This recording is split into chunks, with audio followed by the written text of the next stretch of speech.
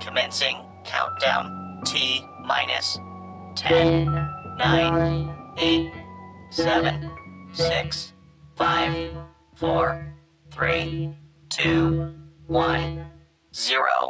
Ignition.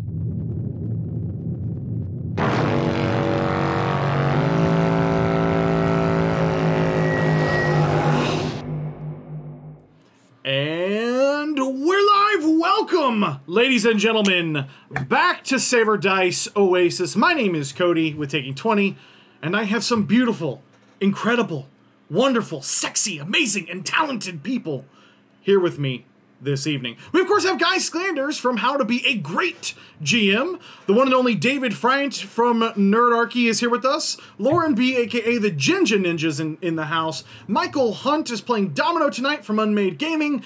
And we have Jacob Buds from the hilarious XP to Level 3 channel, also known as Rune Smith, joining us playing Jet Smith himself. And here with a few words for our sponsors is Michael Hunt. Take it away, Michael. I wasn't ready for that. We have some sponsors. One of them is our favorite dice thing, virtual tabletop thing. That's what it's called. It's called, wow, really? Grounds Upon Fantasy. Yeah, it's called Fantasy Grounds, where you have thousands of grounds in which to play all of your fantasies out live before the studio audience. That's not the other thing. Not your wildest fantasies, though. You can play your wildest fantasies. I don't know what you do with fantasies. There's an asterisk. It's like the Barry Bonds home run ball. You can do. Listen, whatever fantasies you want, you can use Fantasy Grounds for. I mean, you could use it for your wildest fantasies. Yeah, you can put dice wherever you want. Second of all, our other sponsor is Dungeon Painter Studios. And as Jacob says, if you like to paint your dungeons, where better to do that than a studio? Get that all-in-one Dungeon Painter Studios for some number of dollars on Steam, because 15. Everyone fucks it up every time. 15? We'll go with 15 this week. It's they just changed their prices. super affordable. Oh wait, I think there's also one more. Fantasy Grounds Unity, right? That's a thing. They're doing a Kickstarter. That's coming out. Yep. Yes, Fantasy Grounds Unity. Yeah, that's a thing. Go check it out. It was on Kickstarter. Pretty sure it ended like a week ago, but you can still go look at it. You know what I asked? It is really cool, though. I watched videos for it. Definitely go check it out. I asked Doug with Fantasy Grounds, like, hey, you gonna come back for another season? And he was like, yeah. And I was like, cool. Do you want to go ahead and just up for a couple of them? And he's like, I think we got to do some evaluation on some of the streamers and stuff we're working with. Thanks, Michael. I want to tell you how much I appreciate that. No problem. I'm sorry. They're like, Michael's our favorite. Sponsor? I'm just kidding. They got 20 hours left on their Kickstarter. 20 hours? 20 hours. Now's your last chance. It's the final. My money. Demonetized. We just got demonetized, so you guys will go check out Fantasy Grounds Unity. We're also sponsored by us. Go check us out on Patreon, because we're the bee's knees. And if you don't know what that means, come find out at Gen Con on Friday at 6 o'clock. 2 p.m. in the afternoon. The 1st of August. Or 2nd of August. It's like 6 p.m. What are you talking about? It's 3 to 6 p.m. on Friday, August the 2nd at Gen Con. You said 2. And then I said 3. We're going to be there at 2, Lord. We love your faces. Guys, if you want to come hang out backstage, you probably can't. That's been episode 4 of Oasis. We'll see you guys next week. There's a backstage? No. It's a curtain. Beforehand. It's a sheer curtain. It's a hotel room, dude. They just throw some, like, we'll just play Pictionary or something. I don't know. I'm not going to the hotel, motel, Holiday Inn. Except Guy. Not falling for that again. If we do it at La Quinta, we can go eat Denny's afterwards. So that's us. Denny's. Last time we went to a hotel party. We're not sponsored by La Quinta or Denny's. That is from our newest sponsor, Denny's. Oh yeah, the last time I was in a hotel room in Mike, we got thrown out, right? If you're drunk at 2 o'clock in the morning and you want IHOP's closed. What someone calls breakfast, if you don't live in the South and you can't find a Waffle House, Denny's is okay. Derailed. As a Texan, that wounds me deeply, sir. You have wounded me deeply. And sometimes we play D&D. And sometimes we play D&D. No, seriously, please go support us on Patreon. It supports this show And you get awesome bonuses to all of the podcasts. We do all of these shows now on Wednesday as a podcast as an additional bonus. In addition to that, you have the After Dark show. And some of you guys even get the After Dark After show, where we literally just take your questions and talk about random bullshit and make sexual jokes and mostly make Guy and Lauren as uncomfortable as possible. So go pay us money over there and you can listen to them be uncomfortable. Thank you. Legitimately, the last 2 episodes that we Cody, played, did you make this I don't think this I'm map in Dungeon Painter Studio? Because this thing is fantastic. I This did, is really but they bright. cannot see I this feel map like yet. we need to drop some acid and then play this game. Let's take a look. Let's transition. Like a Cast pellet. your minds back to the Oh, previous week as we transition over here back to the jungles of Greth. With the most recent events having happened is you guys slid out to the Pact Worlds, making your escape successfully from Haven Shield, along with the help of Starlo and Beetle. You decided to jump out to the Pact Worlds and then try to make your jump out here to the Greth system to lose your tail from the Warhounds after theoretically blowing up some of your last few trade goods in the form of several explosive drug-like chemicals. We'll just... Thanks, Rogue Infinity, for that. So yes, you guys blew up some rocks, tried to make it look like you were dead. You made a couple of jumps. You switched your VIN numbers very sneakily. You slid out here to Greth. You landed in the jungles where you have landed in an area close to a very kind of obscured region.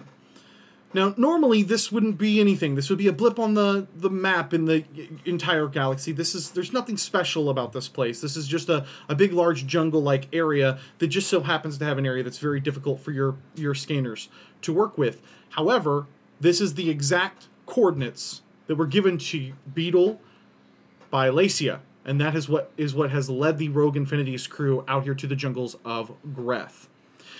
After the party immediately decided to split up and go hunt birds, a few of you encountered several small fox-like humanoids with big blue fur and fox ears, bits of hair down along the runs of their arms and onto the tops of their hands.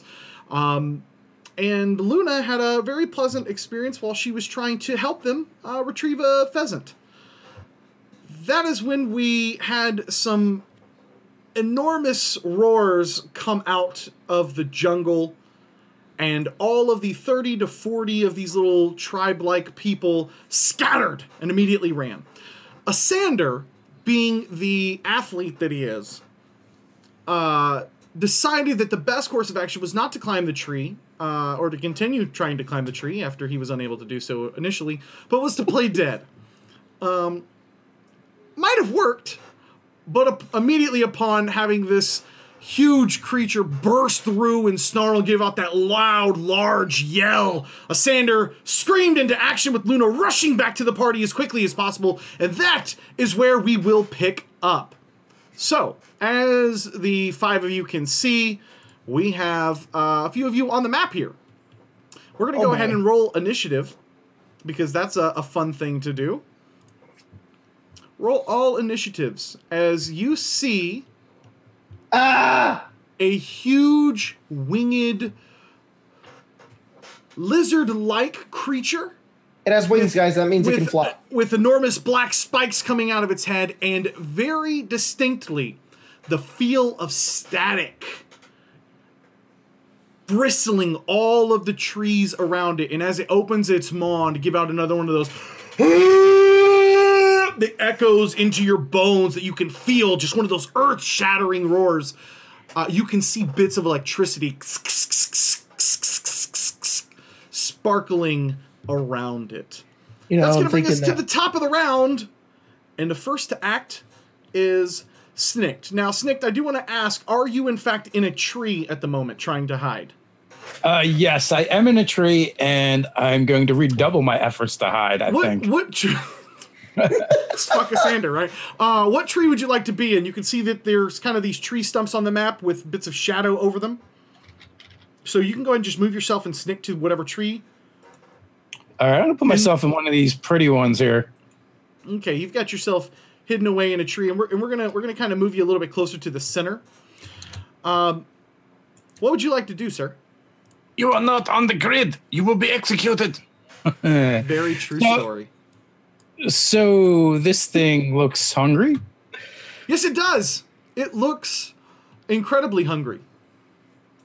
So, Hungry, or does it just want us? so is it paying attention to the doctor right now? Is that Very much so. Yes. 100% it is paying attention to the doctor, who went, ah!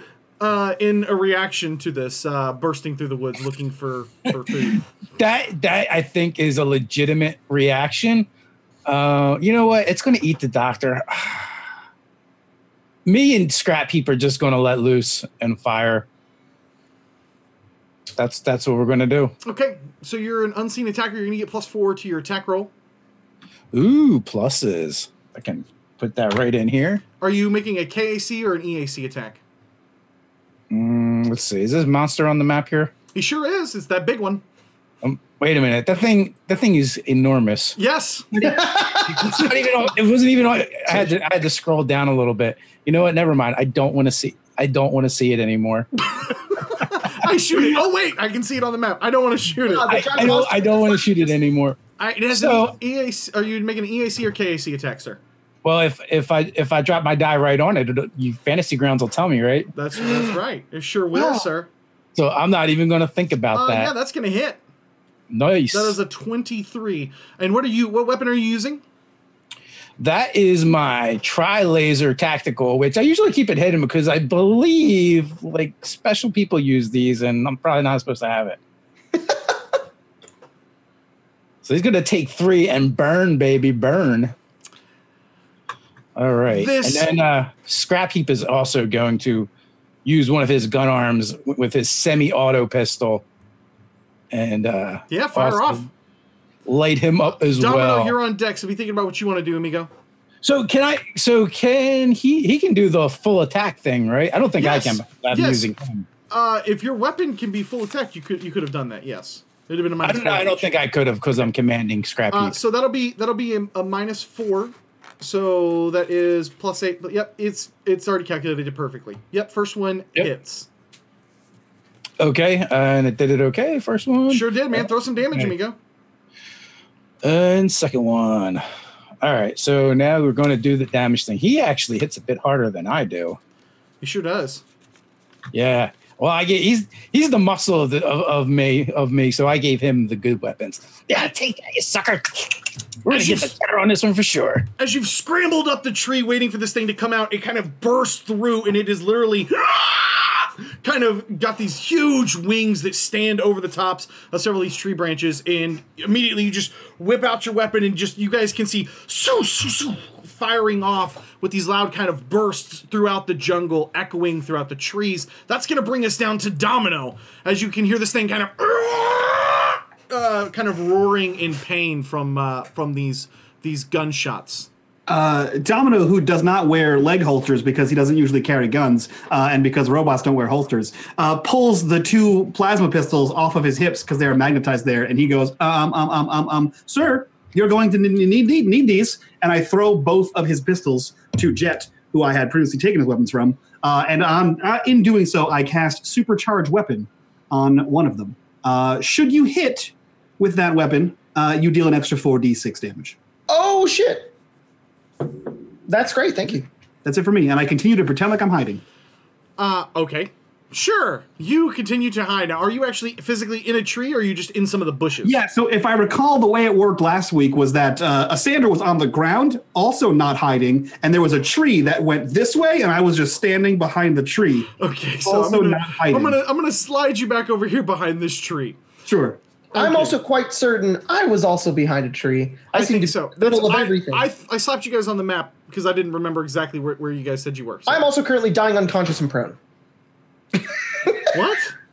Yeah, my guy says I'm dying unconscious and prone. Okay, well then that's not a thing. Don't worry about that. We'll I can't fix that change up. it. We'll fix that up. Okay, here we go. Delete, delete, delete. All right. there we go. Yay! All right, much better. Domino, that's your turn. Now it's time for this creature to go into action. It had its eyes locked on the screaming in terror Asander, but at the moment, it's a little more curious over what possibly could have fired off and stung it in some way. So it is going to slide this way here. what would it see? All right, I'm gonna give it a. Give me a stealth check, David, for Snicked, since you were kind of initially hiding in the tree. I know it's not necessarily in the right order, but I want to do it this way. Ooh, Oh my god. very stealthy. Oh my god, Dude. let me see what its perception is. Give me just a second. Like trying to find a rat in a tree. Oh yeah, it sees you. Neat. Okay. So it's gonna kind of move up, and it is going to try to break all of the branches down. As it raises up and slams down through all of these branches, trying to just splinter all of the branches and just send you flying down to the ground. So here's what I need you to do. Give me a reflex save, please, sir. Your DC is going to be 18. Oh, look at that! If you would like to make it to the ground, you can. Very nice. If you would like to stay in the tree, you can. 19, Half of these, 20. like, I just want you to imagine, like, it's almost like you just took a quick chainsaw and just snapped all the branches on one side. So Scrap Heap is actually like a big spider backpack Right. and has a climb speed. I would like to just move to other trees further away. I'm going to give you, at this point with your movement, I'm going to give you the choice of falling or staying in the tree. Because he's knocking you down. So those All are right, two I'll choices. just stay in the tree then. Falling doesn't seem like a great Yeah, option. you made your reflex save. If you want to stay in the tree, you can. You kind of have Scrap Heap do the squirrel thing when the dog's chasing it, and it just kind of quickly adjusts over to the other side of the tree, seeing this thing come down. However, I need everyone within 15 feet of this. Uh-oh. I need everyone within 15 feet of this to give me a DC 14 reflex saving throw. So that would be, I think, only a Sander, Scrap Heap, and Snick. Oh, a Sander with a 12. Well, he's not dodging anything. He's lying there screaming, frantically flicking buttons. Ladies. Is that what they call it? Yeah. So Snicked. Yes. Give me another reflex save, Snicked, please, sir. DC The 14. characters in bushes. And then I man. need one for Scrap Heap as well. It's in the open this time. As this thing kind of roars back, so it slams down, and you can see it kind of like looking for Snicked and Scrap Heap throughout the thing, and you can kind of see just, and all of its spikes and spines begin to kind of raise up like hair on a cat, and it shimmers, and this electrical wave just goes out, and you can literally see it messing with the gravitational pull of all of these branches, and they kind of raise off the ground for a few inches and slam back in. Everybody is going to take 2d6 or half, 2d6 plus 2 or half. So if you failed, you were going to take 7 points of electricity damage, please. That comes from our. I'm not there. You're fine, Jet. But you Yay. can see all of this stuff going around. Speaking of Jet, it's your turn, amigo. What would you like to do, my friend? Sweet. Does this creature have an intelligence score? You can make there is a specific knowledge. It's not biology. It's, what is the check here? Well, regardless, Life I'm going to try Yes. to. You may make a life science check to discern information about this creature. Okay, I will do that. Your DC is Life just science. 15. Okay. I don't think I'm trained in this, so it's I just get a 16. Yeah, you get a 16. It does have an intelligence score, but you think the intelligence is very, very, very, very low. This is a beast. Okay, I'm still going to try it because I can do it for free if I want to. I'm going to do my clever feint as a part of my attack, and What is the requirement? The requirement is that he has to have an intelligence score. Otherwise, it just doesn't work. Because I can't fake something out that Oh yeah, doesn't. he does have an intelligence score. Okay, cool. So then I can do it. So I have to make a bluff check to the same DC as a check to feint the enemy, which is it's has to make a sense motive or that challenge rating plus blah blah blah blah blah. I don't know what all that is. It's 15 plus 1.5. It's 10 plus 1.5 the CR. So your Yes. check is only a 6. Is only a 17. 25. Yep, you got it. Cool. That means it is flat-footed to everybody. Neat. So everybody gets it has a -2 to its armor class, and then I'm going to shoot it twice. Woo! And if one of these hits, I do believe I get a gigantic bonus of damage, don't I? You get an extra 4d6 damage. Awesome. That first EAC attack would not hit with the flat-footed. The second one hits, though. Correct. So that one does the extra damage. Yes. Awesome. Yes. Cool. So it's going to take this and then 4d6. Yep. Yeah, fire it off, man. Right. Wow. 17 damage. As you blast into this thing, and what are you firing into this? What weapon are you So using? basically, I pull out both of my pistols and I look over at it and I just go, "Aye!" And it kind of turns over at me. And in the moment that it's turning, I pretend to shoot at one way and just miss it. And then the second attack, I fire it, kind of throwing it off balance, making it not realize what's going on. You can see this kind of like try to like almost instinctually duck, like what you might see like an animal that you raise a hand to or something like that. Just that kind of like instinct, and you just see this huge sizzling, burning hole in one of its wings on its left side. Great! All right, I'm running over here. Luna, what are you doing? As you kind of have been running through, just kind of like Terminator, all the way through. I think you were holding the bird the whole time, if I remember correctly. You are muted, madam. She has her rifle in one hand, and she's running with the dead bird in the other. Once she gets to the clearing, I think without looking, she'll just... I think I found what they're looking for. Hello?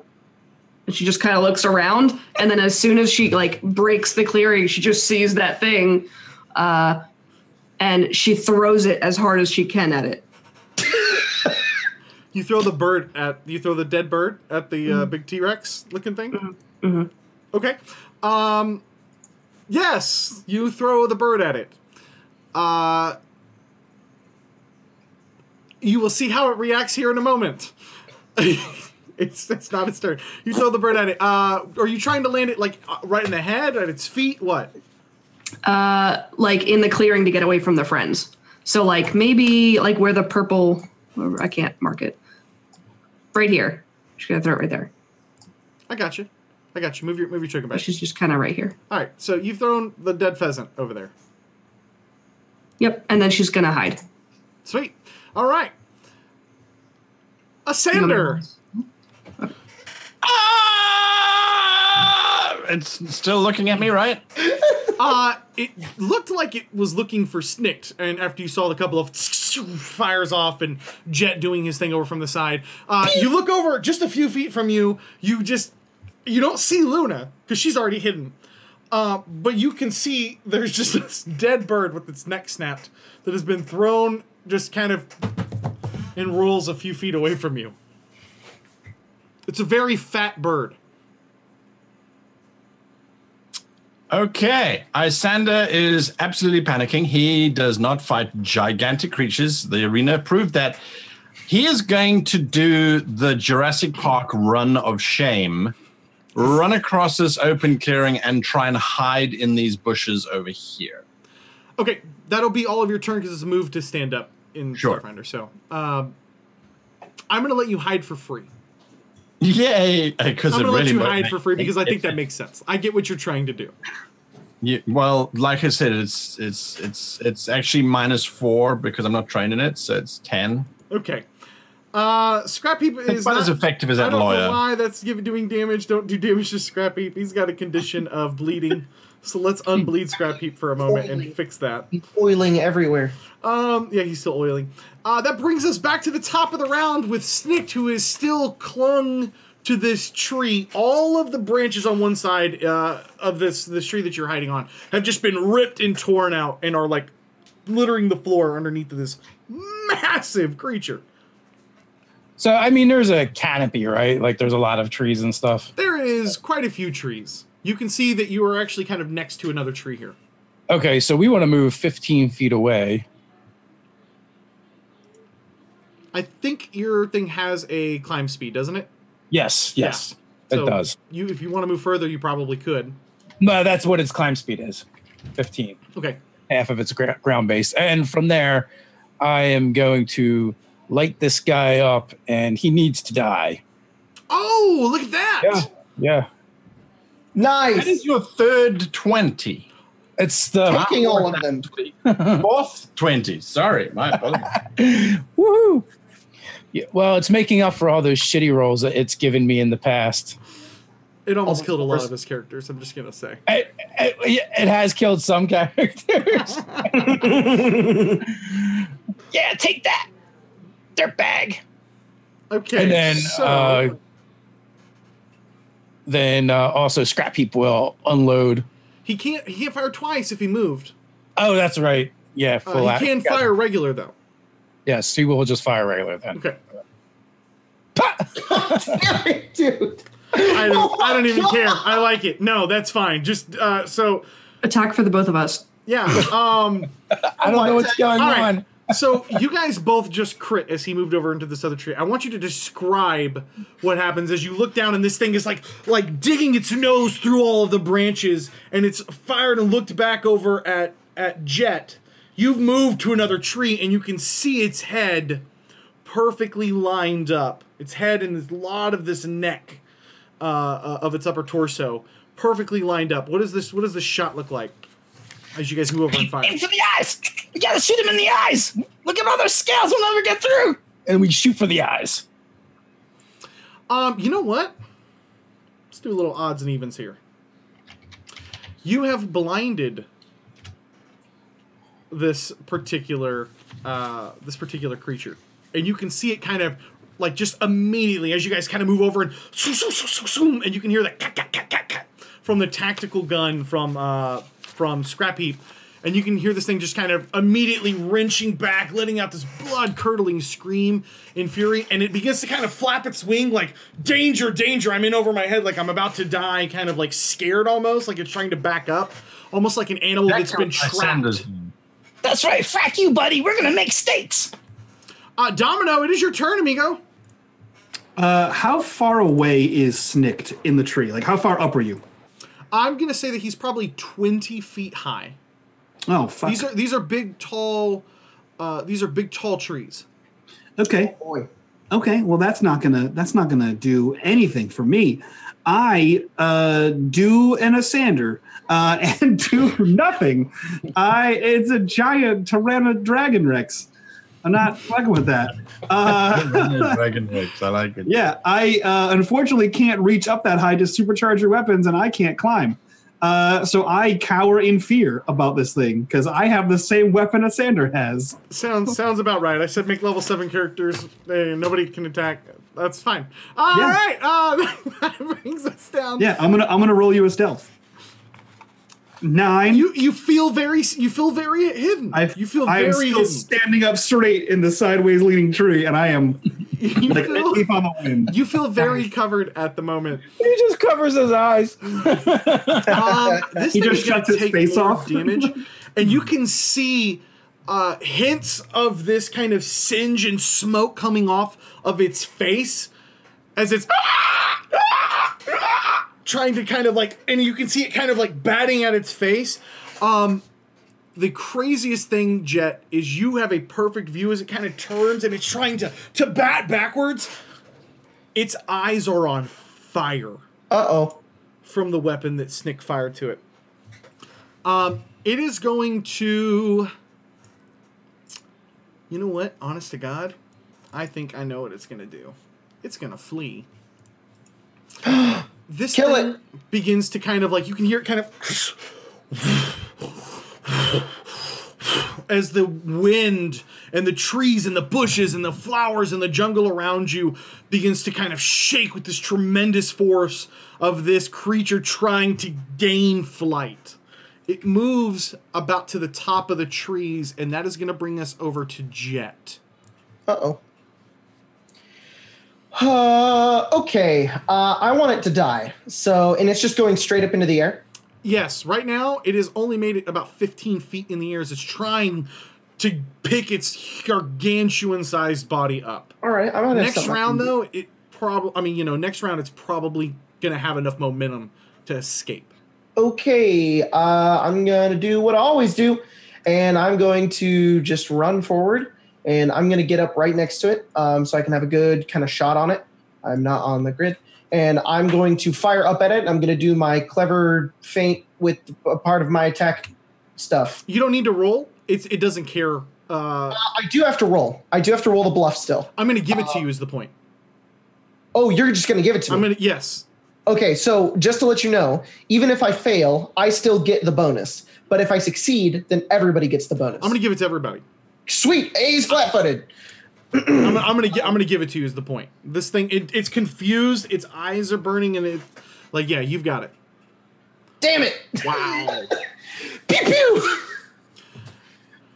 You run over to its underside. You kind of juke over to one side, and this thing, you're like, oh, it's literally, it's perfect. I've got a clean shot at this.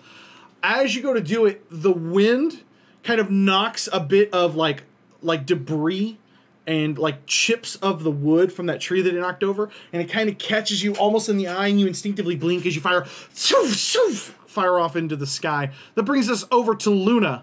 What would you like to do, Luna? She has her walkie-talkie.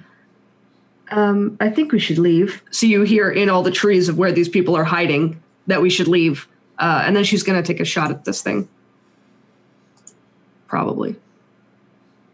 She's probably going to miss. That is going to absolutely blast into this thing. It only has 10 life left. And I get 1d4 burning. Oh, that's only one of those. Good thing they're both 4s. Okay, Luna, describe how you bring this monster down as it tries to escape.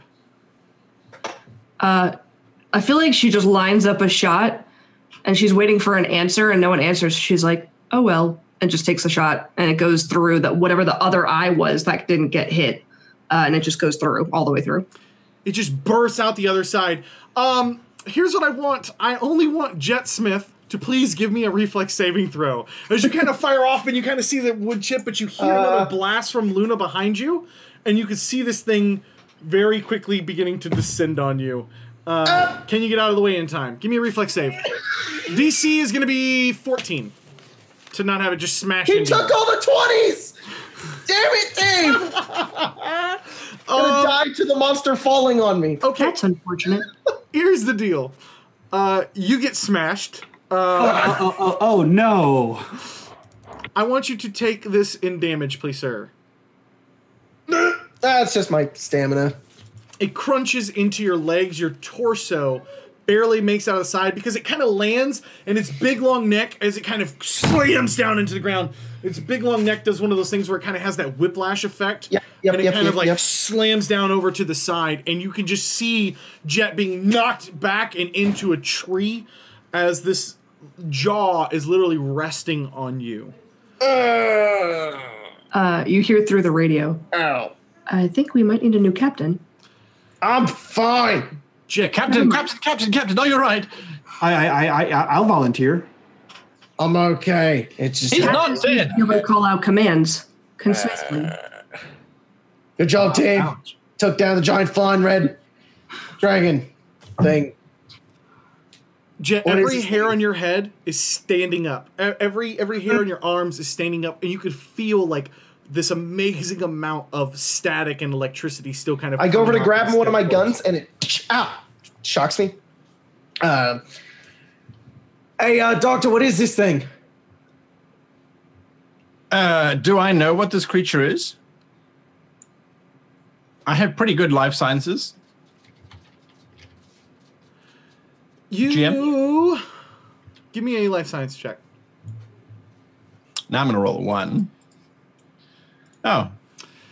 Okay, so here's the deal. Yes, you do, and no, you don't. And here's why. You recognize this as an electrovore.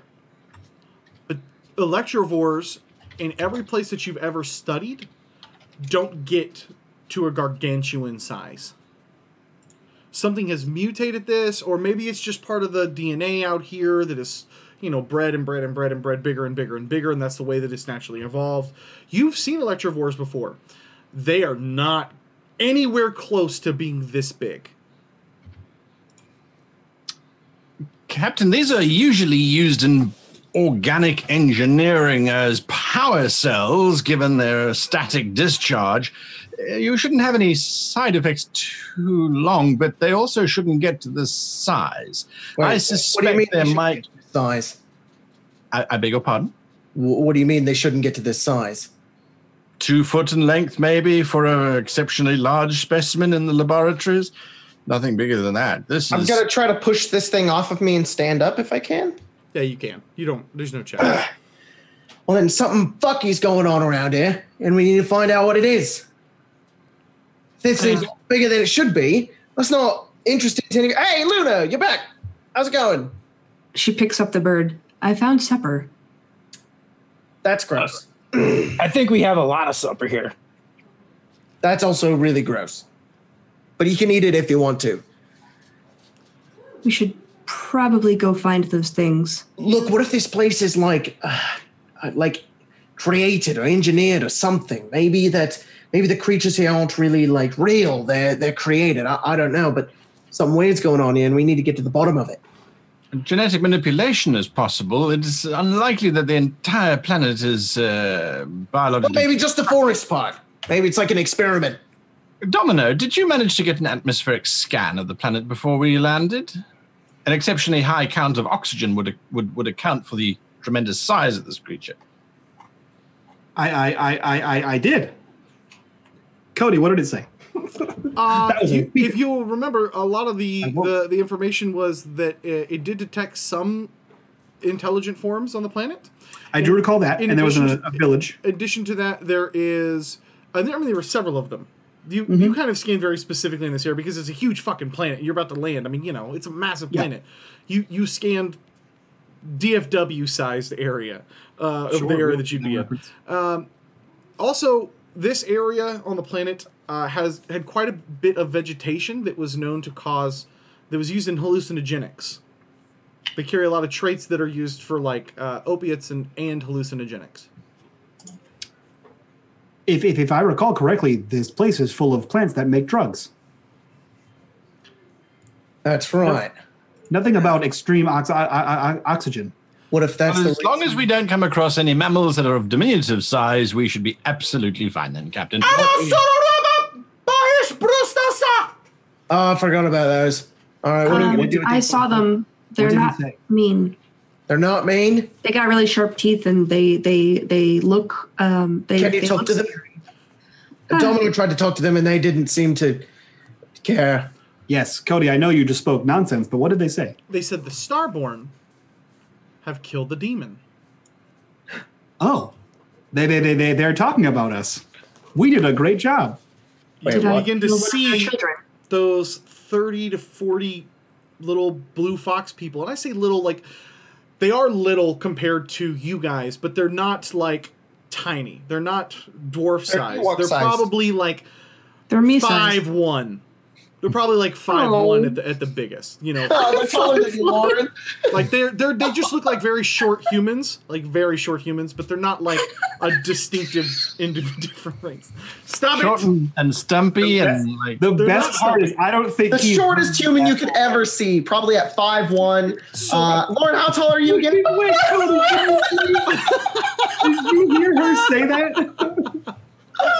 Please tell me you were just driving home the short and you didn't actually hear her say anything. No, oh my god! I didn't hear anything. She goes, they're me size as a joke, and then you were like, yeah, they're like 5'1", just very, very short humans. And she's like, I'm 5'1". And then she says that you're like just the shortest, very short humans. I take nothing back.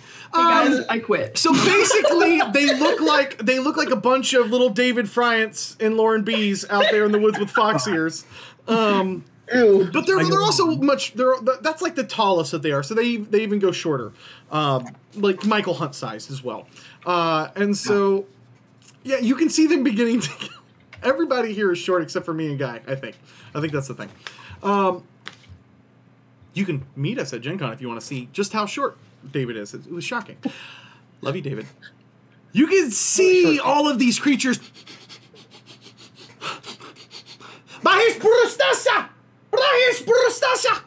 And you can hear them kind of chanting out, the demon is dead. The demon is dead. The Starborn killed the demon. They call that a demon. And then they call us the Starborn. Yeah. Okay. You think they know how to cook that thing? This speaks of a primitive culture, Captain, where they are not yet spacefaring. They don't understand what has happened. We must tread carefully here. There is a potential for them to start worshipping us as all-powerful beings. Well, if they worship us, then maybe they can help us find what created this thing. It's about time someone recognized us for what we do. And Snicked, if you eat that thing, you might get some biological genetic mutation in your stomach, and you might grow 2 of them. That sounds awesome. They are beginning to Yeah, never mind. approach Maybe you should eat it. all of you as you are chatting about what to do. They're beginning to approach you, in maybe about a half a dozen or so have even grown so brave enough as to kind of come up and like poke the beast.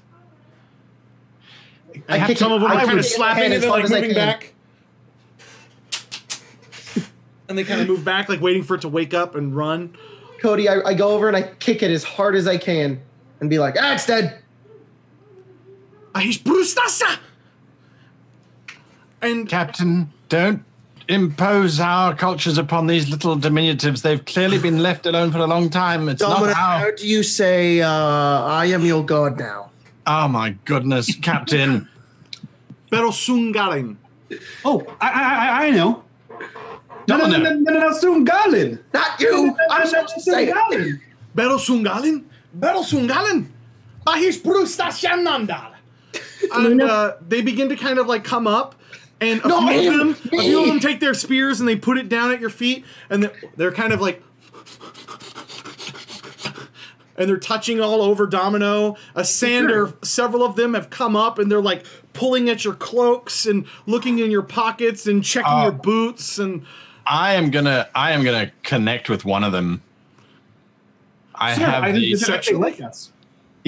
the ability called Connection, where I can touch a creature once a day and share just a whole bunch of visual information with them. You turned one into a scientist. You're kidding me. Luna looks over at you and goes, "Show them our friend." It's called Mind Link. Once per day, per given individual, you can communicate information rapidly if you touch them. So you are communicating information rapidly to one of them. Oh, yeah. I am communicating the drunk captain sleeping on the job. I am showing them that we are not deities. We are not gods. We are just plebs. We are not here to interfere with their culture in any way whatsoever. There is nothing to be worshipped here. It is egotism that is busy driving this conversation. It says a lot of information. So I'm just trying to show that these people are just people. They're just going to worship that now. Except for Domino, who's a robot. But that's a very difficult concept to explain to primitive people. So I'm just going to show him as a trumped-up slave, because I think that they might have You that. see this one stop, and he kind of looks up at you, and then he does something to Sander, because you showed him all these images of the Rogue Infinity crew. Yeah. And so he begins to draw something. He takes his spear up in the ground, and he begins to draw this sort of half-circle symbol that is open on one side, sort of like a Pac-Man. And then he comes back over to the closed inside, and he draws 1 line, 2 lines, 3 lines. And he points down at it. And you immediately recognize this. You may not have meant to, but your connection with Lacia being so strong that you just showed them the crew. You showed them all the crew. You showed the Rogue Infinity. And you showed Lacia. And this is a symbol that you recognize immediately as something you have helped Lacia work on when she was still a part of the crew before she left the Rogue Infinity to join the Starfinders. This is the symbol that is the mythological or whatever, the hieroglyphic, however you want to define it, as the symbol for Oasis. This was a major sign that you have seen hundreds of times in Lacia's research and stuff while you're helping her. You've seen the symbol over and over and over again. It's burned into your brain. Captain? Yep. You're finished playing gods. They've just drawn the symbol of Oasis on the ground here. I run over and I look for it. Yeah.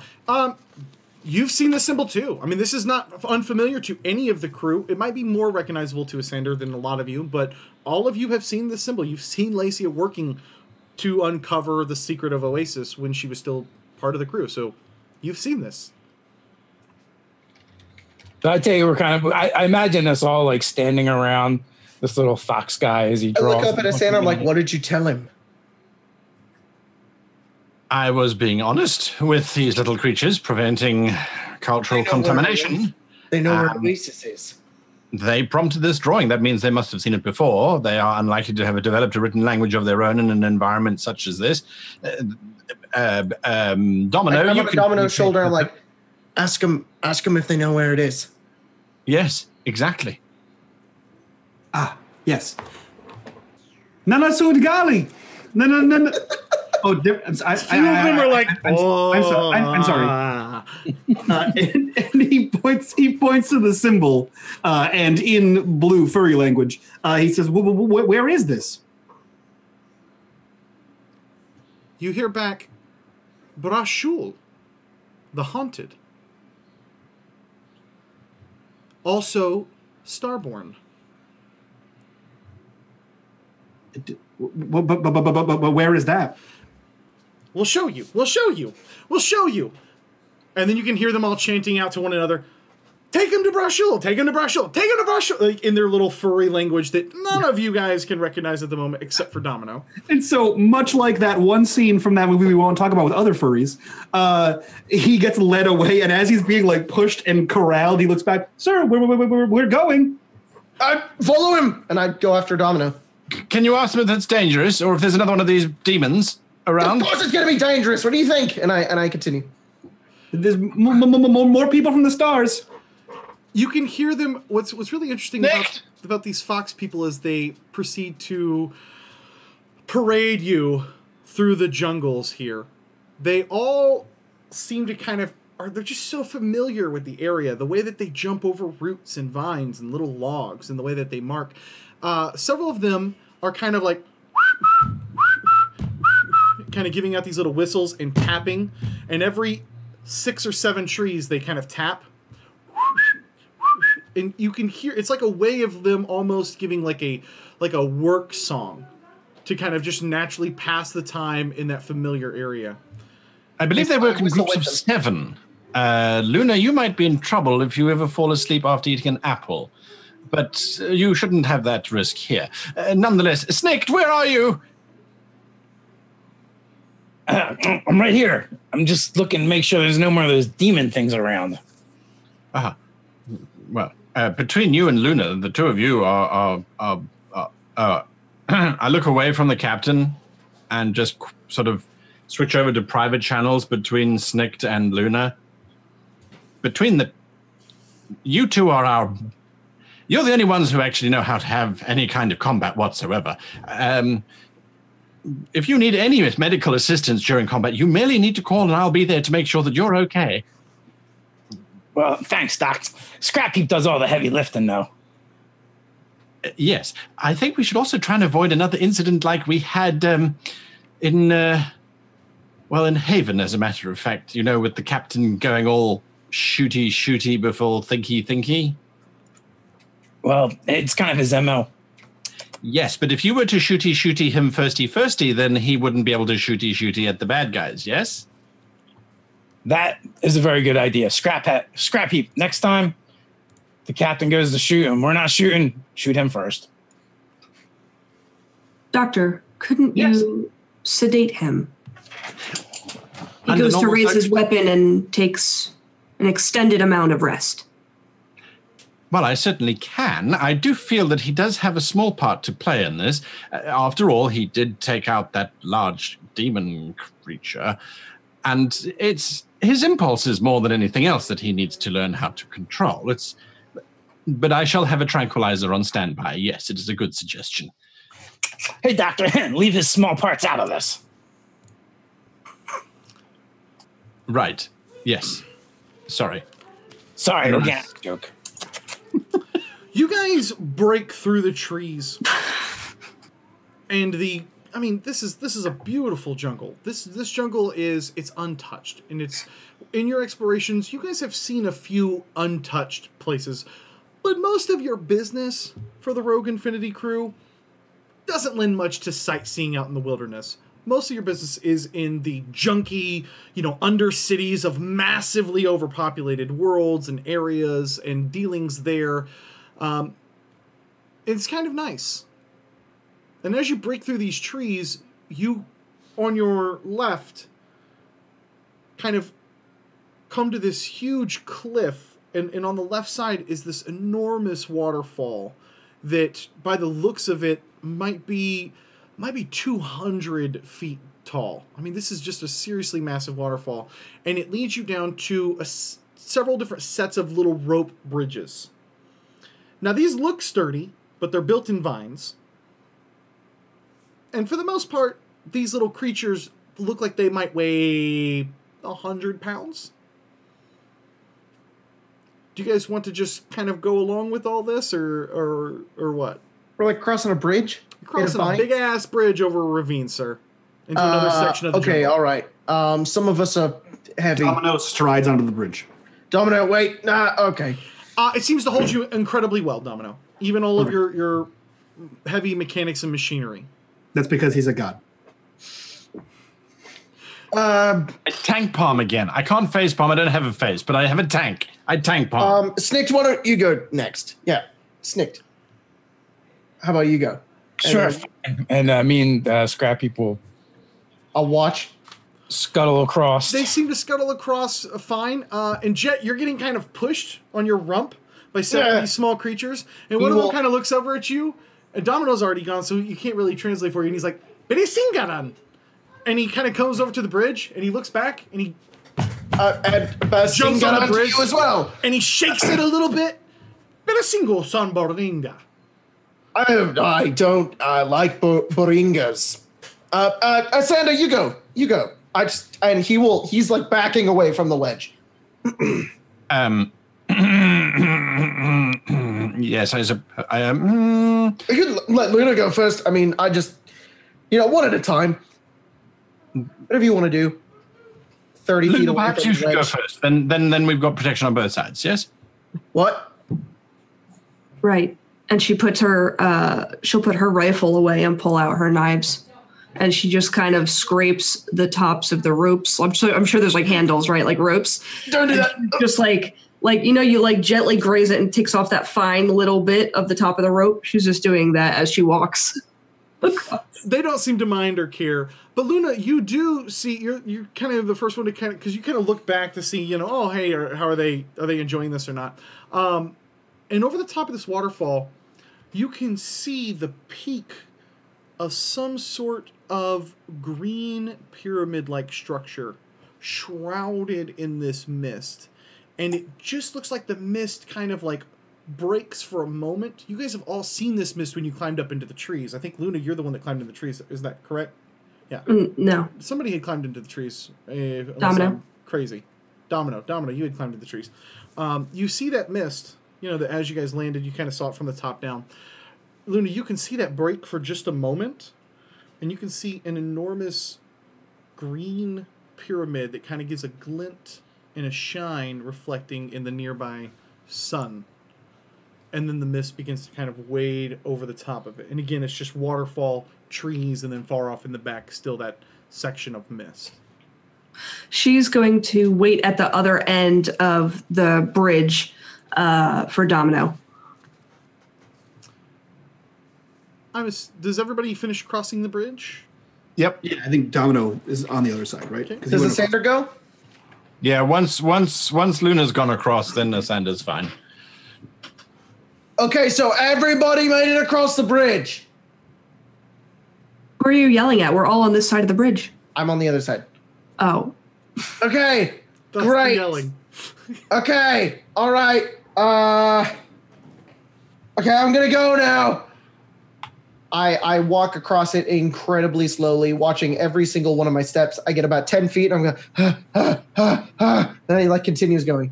Don't look down, Captain. I'm not looking down. If I look down, I'll probably have a panic attack. Luna puts her arm with the blade out to the side of the rope and starts making with her robot voice box. She's cutting the rope. No, stop! No! You better hurry up. Turns around and runs the other direction. Gets back on the land. You guys go find Oasis on your own. I'll just stay over here. Domino, you see one of the foxes who's kind of been watching this as an amusement. He pulls out a small little, bamboo pipe. I'm sorry, my dogs are having a conniption fit. Ironically, we just got a new dog. Her name is Luna. That's what they gave it to her. So he pulls out a small little pipe, and he asks you if Jet needs some help. Based on the context, you're pretty sure this is a tranquilizer this is a blow dart. Domino looks down at the tiny bamboo stick and says, but by all means, throw a spear. It kind of looks confused for a minute, and then it thinks that you think that this is a spear. And so, Jet, it doesn't take long, and this thing is kind of all approaching you, he's trying to wave you on. He's like on the ground, like backing up, like, no! And he like backs up away. He doesn't know what's going on. He's just afraid. Unless you stop it, it's gonna kind of hold up this little blow dart gun, and it's gonna when he gets close enough. Sir, everything is gonna be fine. But it doesn't work as an immediate tranquilizer. It doesn't immediately put you to sleep. Instead, what happens is the world around you begins to shift and morph into terrifying colors. This thing's nose starts to grow long, and it opens its mouth, and it looks like a fucking bubble. And the teeth get crazy wide and yellow, and you can just focus on that. It looks like you can see the bad breath coming out of it. You look over to the side, trying to find ground, and you swear that the vines are crawling along your hands, trying to restrain you and hold you down. I see the world. And then you pass out. Acrophobia is actually quite common in starship captains, ironically. Interestingly enough, in space, because there's no depth perception, it doesn't trigger, but it's nothing that he should be embarrassed about, but perhaps one of us should drag him across and wake him up. All right, we'll get him. Come on, Scrappy. Does Domino have a nose? No. Okay.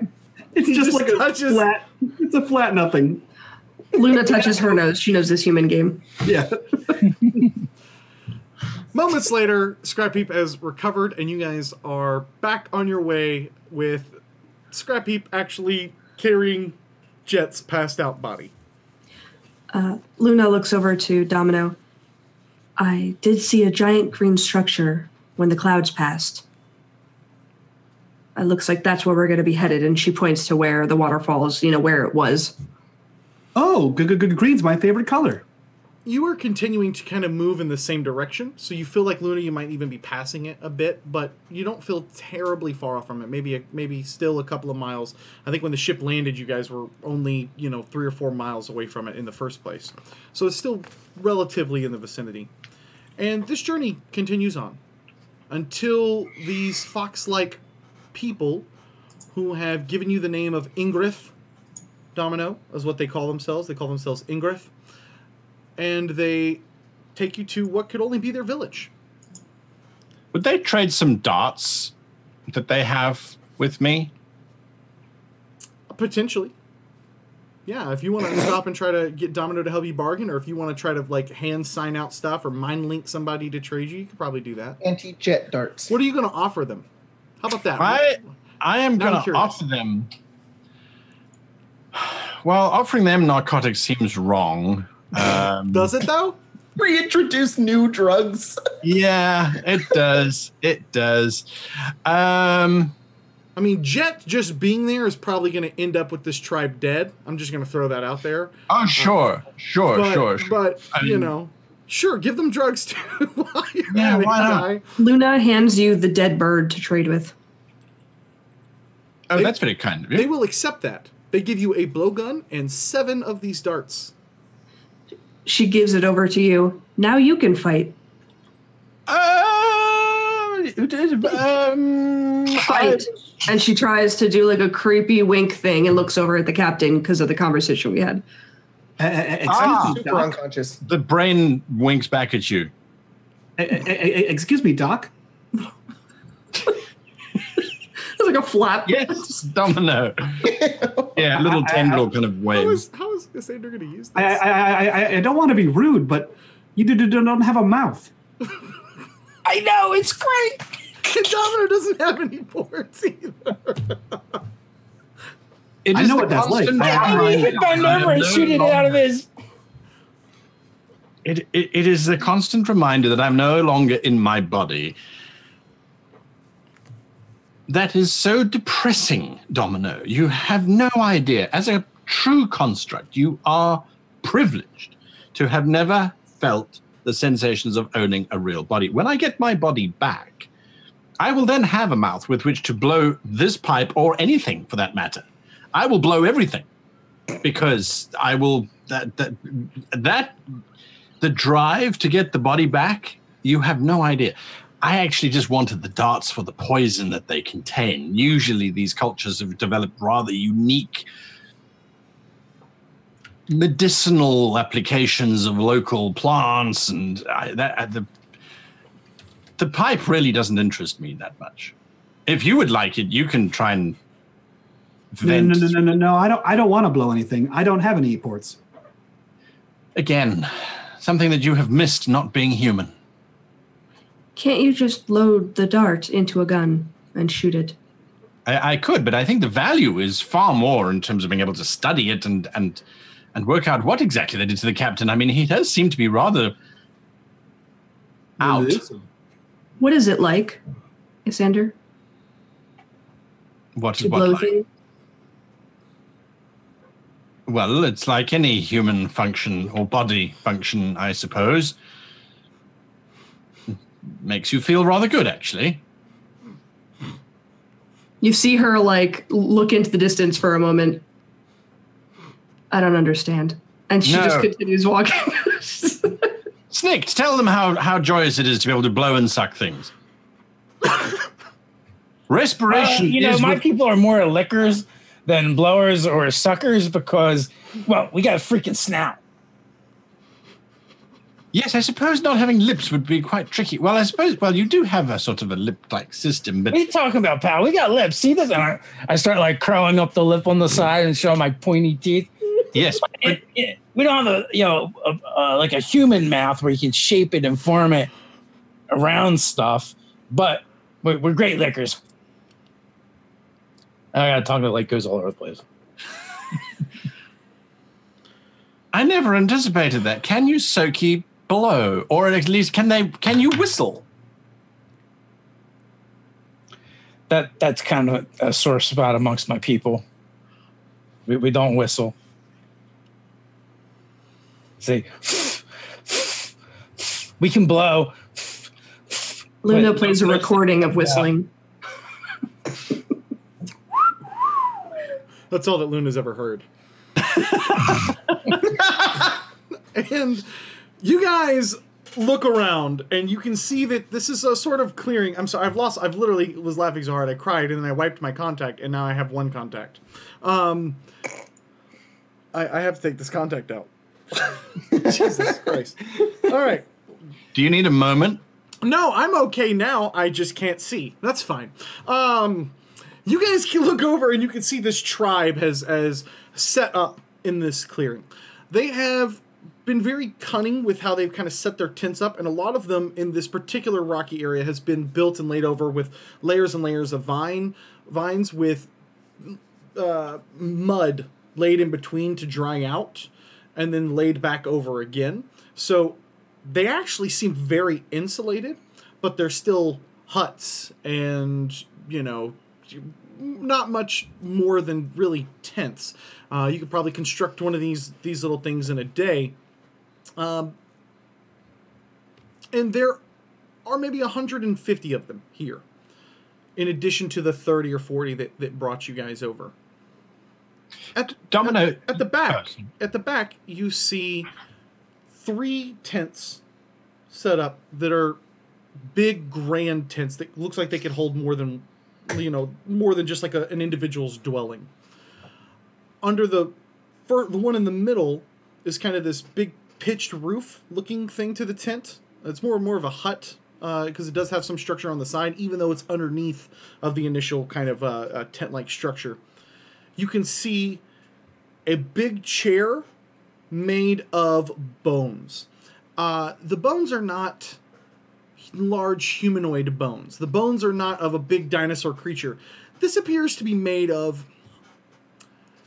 hundreds and hundreds and hundreds and thousands of little bones packed in together with mud to hold it in place. These are bones of like probably the bird that Luna killed, maybe some squirrel-like creatures, a bunch of little different things, but it's bones nonetheless, is how this particular throne has been kind of laid out. There's no one sitting or present in this as they kind of bring you guys into the main tent. Or bring you into the main area here in the village. Domino, could you ask them if they've seen more demons of this size in this area, or was that just a unique Electivore? Excuse me, are there more demons? And you can, at the word, they kind of all, like, several of the other ones that didn't see you guys kill it, they kind of, like, look around quickly. Only one demon. Have to hide from demon. Secret place across bridge. Oh. It can't cross the bridge, Doc. It crossed bridge, but it's secret over here. It can cross the bridge to Doc. But only one. How long has it been plaguing these people for? And Domino translates. Basically, whatever Forever. Forever. I suppose a bit of a redundant question, considering we don't know their concept of time, if they even have a concept of time. I'm trying to establish if perhaps this creature was placed here as a guardian or as a protector. Your theory of genetic manipulation and augmentation may hold true if that's the case. If there is only truly one of these creatures and it has been installed here as a defender, then that would make sense. Quite clever to hide your technology behind a seemingly organic defender. Just a theory, of course. Well, they said that this is a secret place. Yes. From the Do you demon. remember? No, you wouldn't remember. When you were no, you wouldn't have any of those memories either. Organic creatures have a propensity for feeling that if they can't see something, then something can't see them either. And if they have a religious leader who says this is now a secret place, they will generally agree. They don't seem to have any forms of flight, so it's not that secret, really. The one that you mind linked with earlier comes up and kind of tugs on your white coat, Asander. Brashul. Yes, they've mentioned that name a couple of times. What does that mean, Domino? I think that's the place they're taking us. It appears to be a name. Could be a person, could be a place. But he is pointing at the hut on the right. Kind of on this, like, dais of rocks. I think it's that way. I think I should revive the captain before we engage in any conversation. He might be gung-ho, but he certainly seems to have a way with ingratiating himself with people of any species, for that matter. That's true. Everyone in agreement with this idea? Gotta wake him eventually, I guess. I pull out of my med kit a very small stimulant, which I will administer to the side of the captain's neck. He's awake. Chet, you wake up. You're in a village of fox people. Doctor, your eyes are so big. I love them. Have you ever noticed that your nose, it moves? I slap him really, really hard across the face. Does seem to help a bit. The dirt Help me. is water. Hey, they wanted to draw a bunch of dicks all over you while you were sleeping, but me and Scrap Heap kept them from doing it. Say one word at a time. One word at a time. One word at a time. Well, Wow. don't say it at the same time. One word at a time. Only No. one word at a time. One word at a time. He said just one word at a time, Domino. That's Hey, what do you keep looking at? only one word. You don't see the trees. Hey, what do you see when I do this? Doctor, I think he may need to be probed again. What do you do? Thorough examination is learn how to absolutely do going to that, happen. Snicked. Are you also a raccoon? Bashul is waiting for us. You there. see 3 berries in your hand, or in the hand of one of these foxes that comes up, and to the rest of you, they look like little purple berries. They don't look like anything significant, but to you, Jet, they look like they are fucking glowing, like 3 little mini suns just beaming out this bright, beautiful I pick light. all 3 up and I'm like, these are fucking glowing. I think I you're go, under. I go to a sander and I try to put it in his mouth, but then I realize he doesn't have one. I just kind of put it up to his glass. Grape Wait. juice And pours I down go to your Domino and I finger. say, you have a hole. Put this in your. You should eat it, Captain. Why would I eat the sun? It's beautiful. You can look down. There's like 4 of these fox-like people staring over, going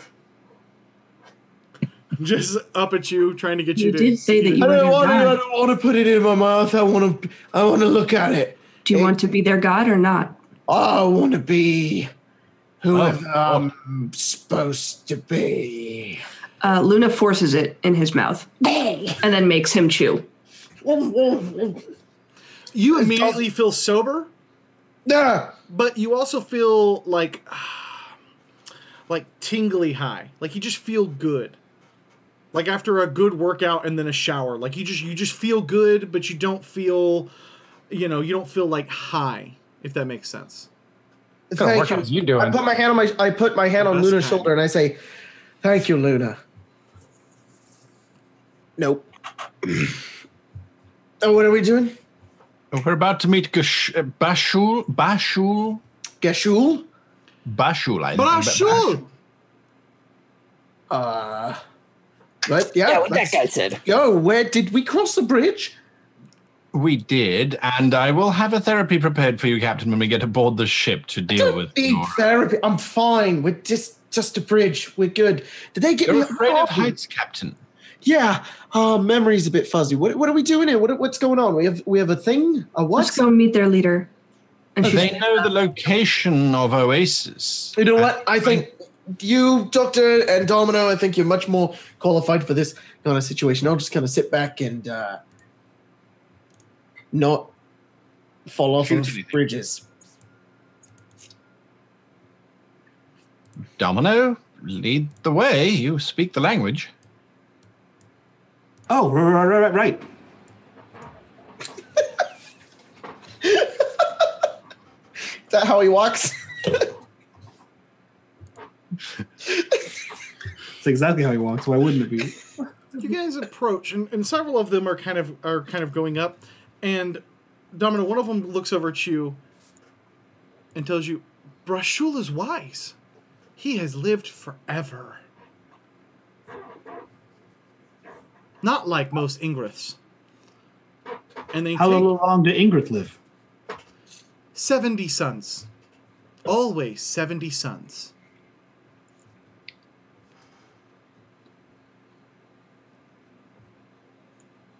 Doc, Yes.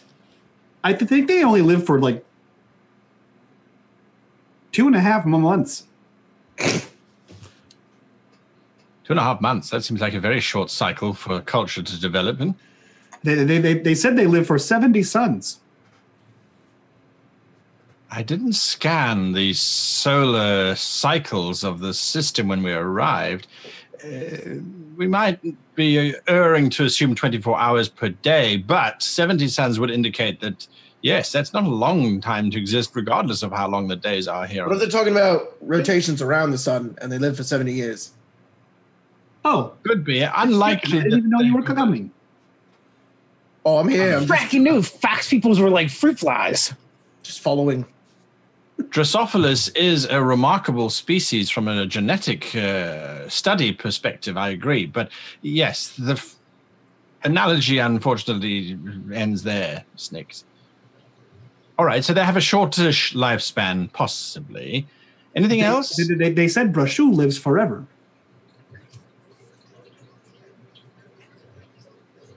Yes, as they said, the demon had been plaguing them forever.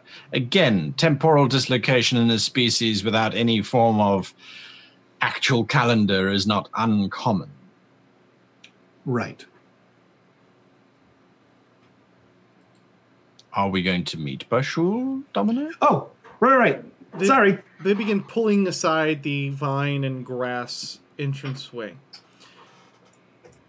Inside, as you move inside, Domino, you can... I have a question for you. Mm-hmm. Does Domino have aroma sensors? Since you have no nose. I mean, I assume he has all sensory evaluators, but he doesn't have like a nose hole. No, I think he just has like places where scents go in and he determines what they are and like analytically breaks them down and then categorizes them to what's important. Right? Like if he smelled a soup, he could tell you all the ingredients in the soup, but not like what it smelled like. I'm going to assume that you three androids, I don't know about Asander. Guy, you probably have to tell us about your character, but probably Luna and Domino.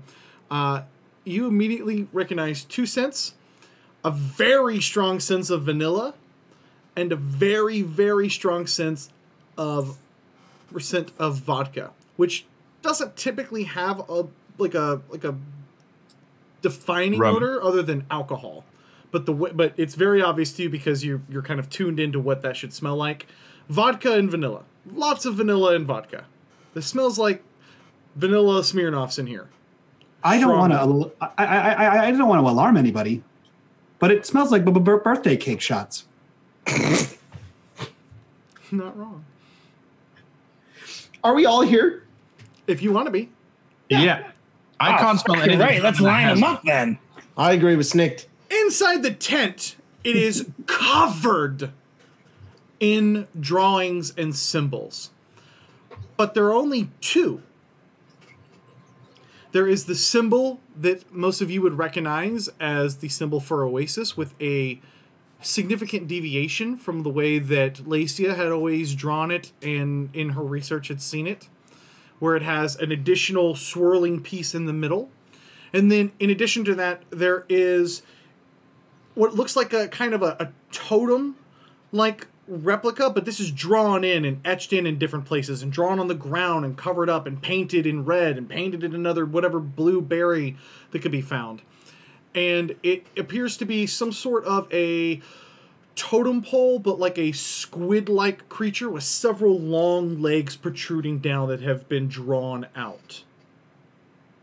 Over and over and over and over and over and over and fucking over again and over again. Thousands, maybe 10,000 of these two drawings over and over and over again, covering every inch of the inside of this hut.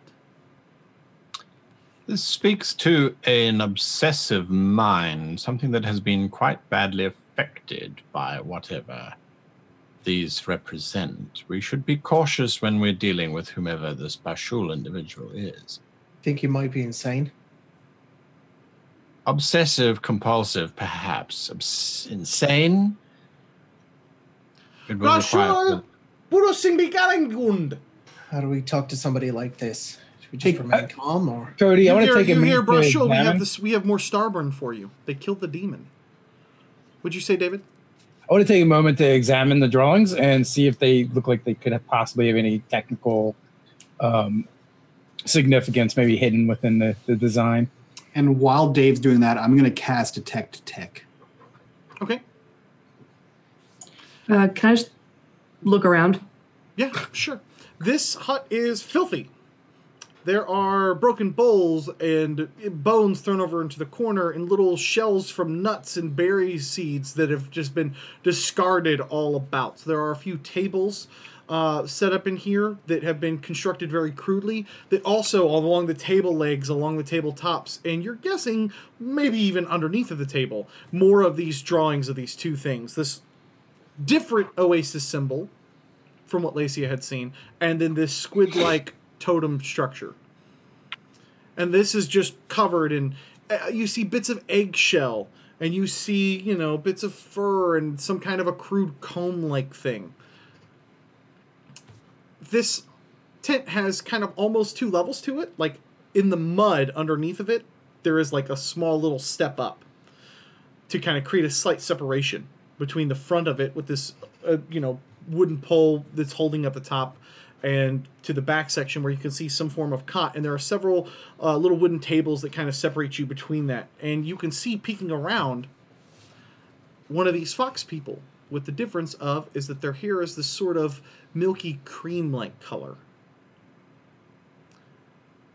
And they look very old, and you can see lots of crow's feet and wrinkles embedded into their face. You hear it kind of pop out, and this is just for Domino. Starborn? Starborn? What? Did they come from the mists? They killed the demon. They are Starborn, and they have slain the demon. When? And you can hear them kind of going into conversations like they're not really addressing you. They want to know if we came from the mist. Ask them what comes from the mist normally.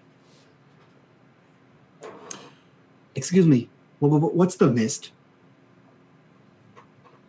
The mist is bad. The mist makes you insane. Go into mist, not come back. Oh, Forbidden Lands. Drugs. Forbidden Lands. You can hear suddenly, all of you, this Brashul fox, cream color fox, look back. You speak the common tongue.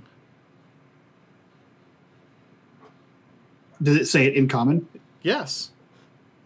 Yep. Yes. I have never met someone that speaks the common tongue. I haven't never met a blue fox man. I'm not blue. Are you colorblind, robot? No. Wait, all of how them. did I know what that is? What's a robot? Me. Also her. Also. Strange. Look at this. Also I've him. seen something That's like why this this- before. I've seen this. And he comes up to you, Luna, and he just grabs your arm, and he brings like a candle over from the side. Your skin is reflective. This is great. Did you come from the mist? Oh my! I like when it does the clappy hands. Yeah. Luna has her knife in her hand, just at her hip. It grabs your palm and looks at the knife really closely. What's this? Luna, don't stab the old lady. I don't like being touched. Oh. And she looks over at Domino. She's, and you look down at her. She looks down at her other hand, looks back up to him. She has her other knife in her other hand. This Brashul begins to climb up a sander, and it's pressed its face really close to the glass that's separating it from the brain, and it's like looking in, and it's got that like one eye that's like doing this. And then you see it kind of step back, and it goes. You smudge the glass or tap on the glass, and it licks up the glass. What are you? Are you a robot? What's in there? Brashul? Yes, that's my name. The Haunted. Yeah. You said you've seen other star people before, right? I've never seen other Starborn. Ah. You never met anyone named Lacia before, have you? No. What's Alacia? Is she also a robot? No, she's just Starborn. Yeah. Starborn. Can Starborn go in the mist? Can you go into the mists? And it's like picking up scrap heap and like walking over and looking in the pouches of Snikt. We landed here on a ship. Oh, right, because you're Starborn. Right. We've never been into the mists, though. What's in the mists? The mists is forbidden. But Forbidden. I have visions. Yeah. Visions of I have what? visions of the mist, but you can't go to the mist because that's forbidden. Every time we send someone to the mists, they don't come back. Okay. Hey, why are you sending people to the mist if it's freaking forbidden? Because I have the dreams! And as it what? does this, its cloak kind of opens up a sander, and you get a symbol. Let me just share this with you real quick. Oh boy. You get this. This is the sort of amulet that is encompassed around its neck. And it looks like all these symbols here along the sign where it has that sort of oasis symbol, but it has the strange swirl in the middle as well. Where did you get that from, if I might Always ask? had it. Always had it. What That's was the why I first know what thing- to dream about. I think it makes me dream of the dreams. I took it off one time, but then I still dreamt of the dreams, so I went back and got it. Because that's all it's what I had. Doctor, what is that? It's a very curious artifact. Would you be willing to trade that symbol since you said it doesn't contribute to your dreams? I could not trade this. This is me. I am what I am. What are you? Hey, Cody. Yes. I'm trained for some reason in mysticism. Can I see what that is? Is that a thing I can do? Symbol? I'm gonna let you make a check to see if it's giving off any type of like auras or something, or any type of weird juju from it. I'm just trying to identify what it is. Like if I've seen that symbol before. So the symbol that's up on your screen here, guys. Yeah. If you take out that little section, and Fantasy Grounds added this box here. This was originally a PNG, so ignore the box around the outside. This is like an amulet that it's wearing around its neck. Sure. This symbol that you guys see here in the middle of the circle, if you took that out, the rest of the symbol is the symbol that Lacia has been studying for Oasis for ages. But you've never seen her study that or see that or come across anything in her studies with that additional part of the symbol there. Can I see? Is there something that can be rolled to see if just the outer like semicircle with the lines means anything? I mean, you could roll if you want to, but you know that outer line with the semicircle with the lines, that's what Lacia, you've seen that 100 times. Oh, I'm sorry. That the other one then. The other symbol. The other one. Yeah. I want to say yes, but I mean I don't know what information you would know about this. You've never seen anything like this in your memory banks. Cool. You might be able to use your mysticism check to see if this amulet's giving off an aura or anything along those lines. Sure. As far as knowing what the symbol is, you've never seen this symbol before. Okay. You're pretty confident that this, as you're looking at this amulet, there's nothing magical about it. There's no additional features or attributes to it outside of that it is an amulet forged in this symbol. How do you speak the common tongue, Bashu? I don't know. One day you could just speak it, or I always could speak it. Can I speak many languages, I think. I don't remember my past. Captain, can I have a word with you? One day I found these berries, and I woke up, and I was eating these berries along with my friends.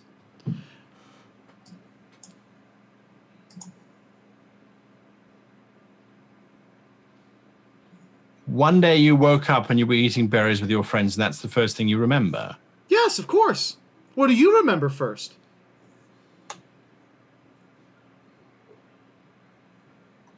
Many things, but primarily I just want to confer with my captain, my chief, for just a moment, if you don't mind. That's fine. You should take me to the mists. Can you breathe the mists? Do the mists kill you? As she presses her face up against the glass of your brain again. I'm going to switch to internal comms so that everyone can hear me inside their heads, but not external audio. When you use internal comms, is there an occasional blah? No, because the brain is not talking. It's all synthesized. Damn it. I miss What do you sound like? What? It's synthesized. It's just bad. It's what are the different voices like? Microsoft William. It sounds a lot like this. It's like I have a thing to say to everyone. Exactly. Now, no, please continue, guy. Captain, I have a suspicion that this mist may have something to do with our primitive people here. I can't speak in the TED talk. Shrug. Oh yes, you're not Unless I wearing. can, then that's cool. But I don't think I can because I don't have All a right. robot body. Wait. Nick. I thought Mystics had a thing where they could, or no, maybe that's just Sheeran. I think that's Just just Sheeran's Sheeran. can do it. Sheeran's Yeah, can it's do only it. Ed. All right. Since you can't respond verbally, Captain, although everybody else no, Snicked, you can't respond either. I have a suspicion that perhaps these people are not local to this planet. The mist seems to reset their memories of some kind by the looks of things. It could be that they are originally a Starship crew and that they crashed here or landed here and have had their memories erased. That would account for why one of them can suddenly speak common, or that there is an entity here that speaks the common tongue and needed an interface with these creatures, and thus has given this one the ability to speak common. Either way, we're looking at severe psychological manipulation, and it is something that we should be very cautious of. I would recommend we return I to hold the my ship finger up and- to the doctor, and I just, hey, Bashul, do you mind if we step out for a second? We gotta talk, just stuff. Just gotta, good old team up, crew, speak to one another. Yes, and then you take me Huddle. to the mists. I have Yeah. waited many suns to go to the mist with Starborn, and you are Yes. demon slayers. You can take me. We'll go. Right? Yeah. All right, we gotta go talk first. So thanks so much. I walk out. Please come I follow the back. captain. I'll come back. Luna's gonna stay there and just watch this guy. I'm gonna With her pack. knife at her What waist. should I take? And you see it begin like pulling out this like little net bag, and it's like shoveling like random things, and it's digging through places. It's leaning really far underneath of its bed. Yes, that. And it's pulling out like a little bone knife, like that's gonna protect it. And Amazing. it's just totally and completely filling up this bag with junk. It's basically junk. You look at it, it's fucking junk, Luna. It's filling up its bag with a bunch of, which is just shit. It's just shit. You guys are all walking out, and Luna is just the first thing you hear as you're walking out is, "He's not bunking with me. She's not doing it. No, she is not. You can't bring that on our ship." She's just thinking it, but it's going through the comms. I peer through the little thingy, and I'm like, Luna. She's holding a large mushroom as she's stuffing it in this bag. Snit is randomly grabbing stuff and like, hey, what about this? You need to take this too? And just random stuff, encouraging her. She's loving it. Cody, was there any tech in this place? There was not any tech in this place. Okay. Neat. This is Can we go to a place mud where hut. none of the weird blue fox people will You see can us? step out, and whisper if you need to. Sure. I like that idea, Doctor. It's kind of grim, but might be the reason why they're here. What does everybody else think? I was not listening. Okay. Well, I'm still in the hut. what do you? Where's Snicked? Get Snicked. Somebody, I go back and I go over. Snicked. What do you want? I'm helping the old lady pack. You are holding what can only be described as a large dead bird's claw. Yeah, that's great. As a I'm small sure she package. really needs your help, but we also need your help in talking about a plan and what we plan on doing to find Oasis. Okay? So we need you. Get over here. Okay. Yeah, definitely bring this. Definitely bring that. As it shoves it in the bag. I bring Snicked over, and then I continue and I say, what's this mist? Do we know what the mist is? Was I out for that? No. Okay. Captain, the symbol that creature wears clearly speaks to a design of Oasis. The three lines are quite indicative of. Cody, do I know the symbol of Oasis, or is that only what Asander knows? You've seen it Okay. before because Lacia was part of the crew and she was Got it. obsessed with Oasis. So yes, Right, you've seen yeah, her we must looking be at a symbol like that really before. close if they know where it is. They don't, I don't think. That don't think they know what it is. device, Snicked, correct me if I'm wrong, but the metallurgy required to make a medallion of that kind is far beyond these people. If you look at their huts, it's mud construction. It's simple stuff. This means brands can't make this stuff. Correct. It's a found object. So he says the mists are cursed and they'll make you go crazy. You think that's where Lacia went? He says he's never seen Lacia, but you were saying maybe it's a crew. Do you think this is Lacia's crew? I hadn't considered that possibility. I also am not entirely sure. I don't think Lacia is the impulsive type not to wear a hazmat suit when exploring an environment such as this. Right. Well, I suspect the fog is artificially generated. We already had this suspicion, didn't we, Domino? Or she succeeded. She made it to Oasis, and the rest of the crew got subjected to the fog, and they turned into blue fox creatures. Quite possibly. Nonetheless, I think that medallion may be of value. It might mark whoever wields it as someone who has been taken into or taken near whatever this thing is that's hidden in the mist. So maybe he made it to Oasis, but forgot all of it to protect it. Quite possibly. Or he made it to whomever created this medallion and has been marked as a translator for them, perhaps. So either way... I just want to tell you guys, you're being very rude. She. Clearly, it's a grandma fox creature. She. Sorry. Yeah, she. I forgot.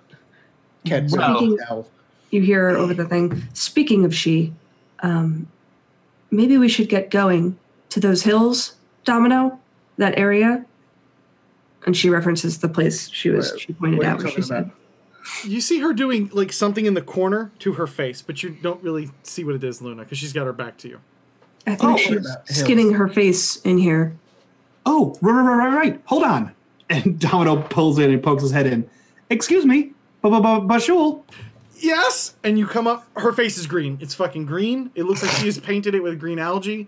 It is green like the entire way down. Green is my favorite color. Great! I love this color. Do you know what the mountain is? The Green Mountain? I have not seen a green mountain. Come here. A green mountain in the mist? Come here. Come. Yes. What? And she goes outside. She kind of lifts the knapsack of just junk on over her shoulder. Domino grabs this little old lady fox by the waist and picks her up. The Green Mountain. I don't see. And he points to the pyramid. It's all mist. You can't see it. Yeah, it's covered in mist. Oh. She said, I saw. There was a green mountain. It was like a fleeting sight for Luna. There's a green mountain out there in the mists. No, the statues. The guardians. The guardians who guard the mist. Duh. Come here. And she's just pulling at your waist and dragging you back into the hut. No, Domino, what's this about a green mountain And in the she mist? looks and she points over to Oasis symbol. Okay. Not this one. This one. And it's back to that totem of some kind of a squid-like creature. Snick, do you have any large ordnance aboard the ship? I'm afraid not. I just have a couple grenades and I got them with us. I'm hoping to someday upgrade Scrap Heap here to something a bit bigger. Domino, do you have the capacity to disable large creatures? No. Luna, any chance you... Oh, wait. I can give them a virus, and they'll stop moving in 8 to 10 hours.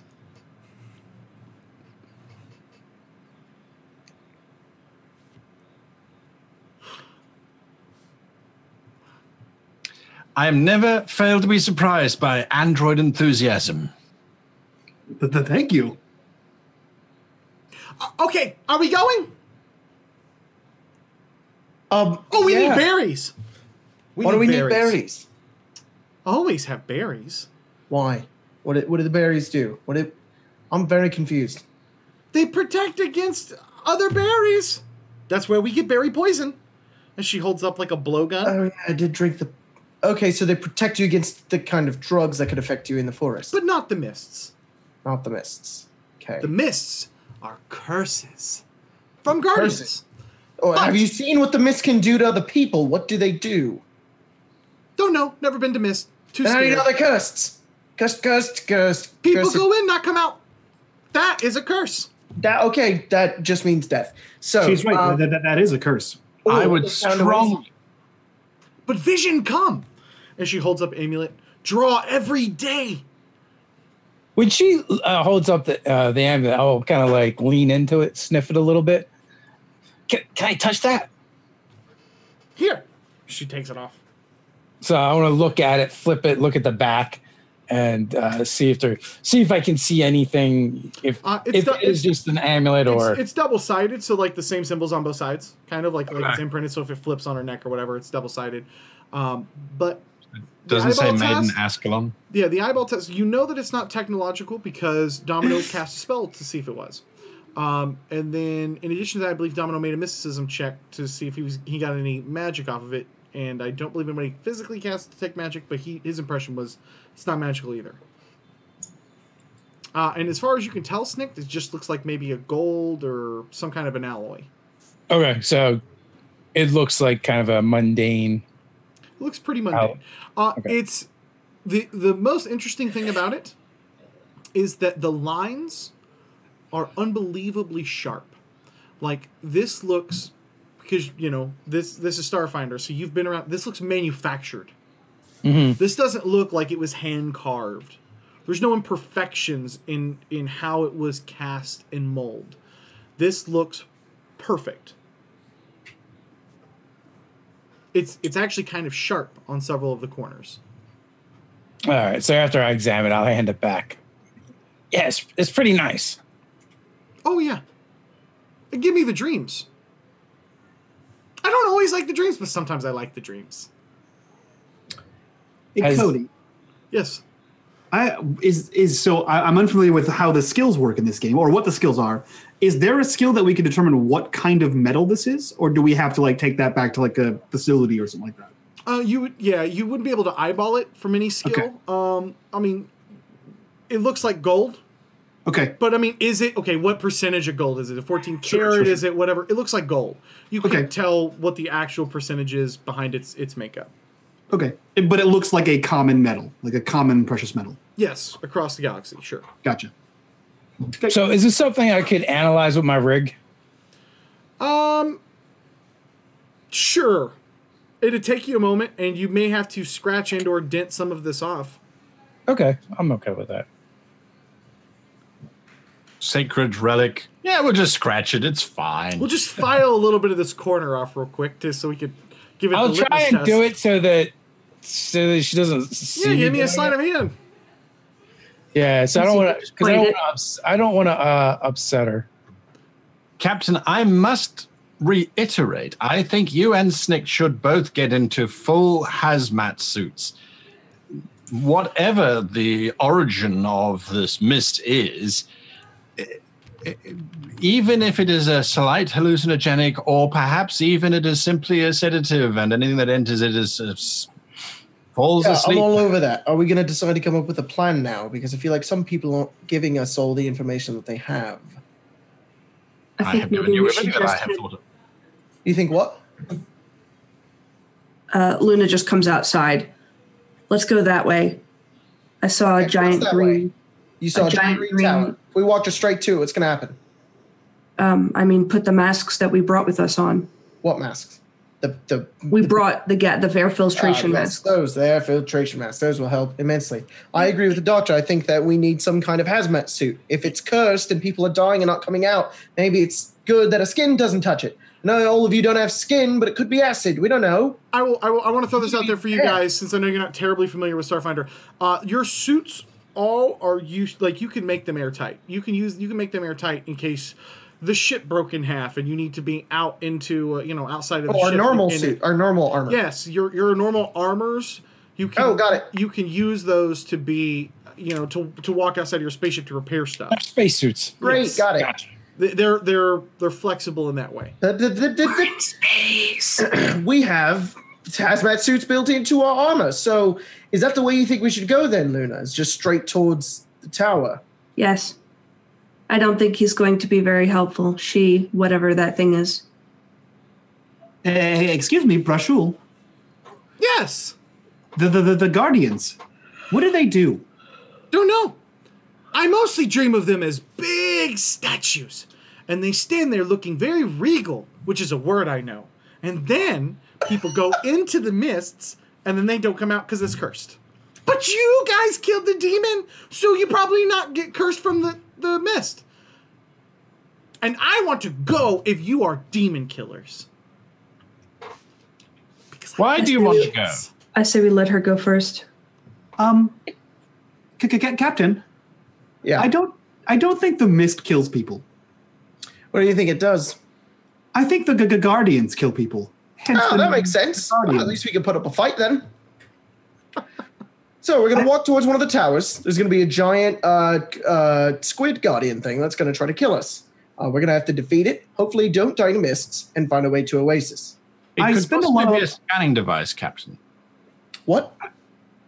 I do spend a lot of time watching Hollow videos, and I think it's probably a giant statue with little lasers. Oh, that's cool. Or a scanning device to detect what's approaching. A scanning device would be helpful, but when we did first land here, the scanning devices weren't working in the misty areas. And then they shoot the scanned thing with little lasers. You scan with lasers. No. They scan and then say, access denied. And We're then not talking about the statues, Domino. We're talking about scanning the area in case of any danger. You're quite right, Captain. Our initial scans were unable to penetrate the mist. That's because we weren't particularly sure of what was causing it. Sure. However, if you have constructed a device here that does cause it, you can calibrate your sensors to check for life signs through the mist without a problem. What I am suggesting, Captain, is that we are simply aware that these devices might be scanning for a specific genetic code. Got If it. that's the case, then I'm sure Domino or Snicked or Luna or yourself should be able to override that sort of thing. So just be If prepared. they can override it, then great. But what if there's some kind of ancient technology that doesn't rely on anything like that, like magic or something? Well, then I suggest you start working on your name that you're going to call this ancient civilization, since you'll be the one who discovers them. Hey, what if the amulet thing is like a key or a passcode or something? It That's is a what I'm key saying. to my memories. Then we should take you with us. Maybe it will be helpful. So, who wants to watch over the furry blue fox creature? Absolutely Excuse not. me. I am Luna not blue. volunteered. I am green today. Yes, you are green. That's a great disguise. Good. This is my job. war paint. Very good war paint. Me and Scrap, you got Bashul. We'll Domino's on keep an eye mute on her. mode. Wait! Sorry, my voice box was broken. I have a great idea. And I reach down and attempt to grab the medallion from Snicked. Do you let me grab it? Yes, you grab it from him since Perfect. David did not catch up to that. And I grab it and, like, without hesitation, I just put it over Jet's neck. What is this? Is he borrowing my memories? It didn't do anything. Oh, when you have your memories, are you dreaming? Are you asleep? Yes. She already said that even when she does sleep, it doesn't. The medallion doesn't do anything. Right. I took off the medallion and I thought, no, that gives me bad dreams. But then I thought, it doesn't give me that bad dreams. Maybe it has memories. And then I put it back on and nothing changed. I still have same dreams. The Guardians guard the mist. And the mist is where my memories are. Think about it. Oh. I Okay. And he takes it back off and puts it back on Brashul. I don't know why my memories are cursed. But they're definitely cursed. I believe it. Maybe the cursed memories with the cursed mist will kind of cancel each other out. No, my memories made the mist, I think. Or That maybe makes the sense. mist stole my memories. How big are these cliffs that are next to it? Like, if we were to go up them, like up and over. You're talking about like the little rock side here in the village? To be able to get to the other side, you said there were like cliffs and waterfalls and stuff, and then on the other side there was a... Yeah, so I would say that they're about, think of it kind of like maybe a very, very large hill, or maybe a small mountain where the stuff off in the mist is much higher than that. And so that's why you kind of have a good view of it, is that kind of peaks out even more. But this stuff, it only covers up from your vantage point on the bridge about 3/4 of that big misty section way off in the distance. And right now, where you guys are, you can't really see much of it at all. You just see very top peak of it through the opening here in this clearing. Okay. Does that make sense? Does that answer your question? Yeah. She's going to start heading there. Oh, we're going! I have been waiting. Yes. Let's go. Let's follow Luna then. And she has Can I turn off my external communication so I just hear if they talk to me? No, This is so exciting. Can I turn that off and just hear if they radio me? Turn off my ears. Sure. Yeah, she turns off her ears. You're gonna have disadvantage on things. I mean, -8 to things. On your perception check. Yeah. So she pulls out this little staff that's about her height, so about 5'1", and it has 2 of these big orange coconut-y ball things kind of tied to the top of it, and they sort of clink and clack together as she uses it as a walking stick. I'm so glad I chose green today. I think green is a good color. Green's a great color. I love green. That's not like red. Red's such a bad color. It makes me feel mean sometimes. I don't like to be mean to people. Being mean to people is not very nice. Mostly I like to paint myself in greens. Also, pinks are nice. Oh, and then of course blues. But then I think other people think that I'm just trying to be like them, even though I'm not trying to be like them. What's your medium favorite color? Purple. Like a nice hue of purple. Yeah, it's just kind of okay. Purple's my favorite color. Shut up, Domino. So, Bashul, you mentioned you're wearing war paint. Yeah, war paint. You have to wear war paint to go off to fight curses. Duh. Yeah. Well, what are you going to do if you have to fight? Oh, I have this. And she pulls out that little bone knife. It's like this long. It's basically a plastic spork shank in prison sized. It's nice. Nothing. It's going to break immediately after she stabs something with it. Good weapon. I am going to take my, I believe I have a combat knife, a survival knife, and I'm going to give it to her. What is this?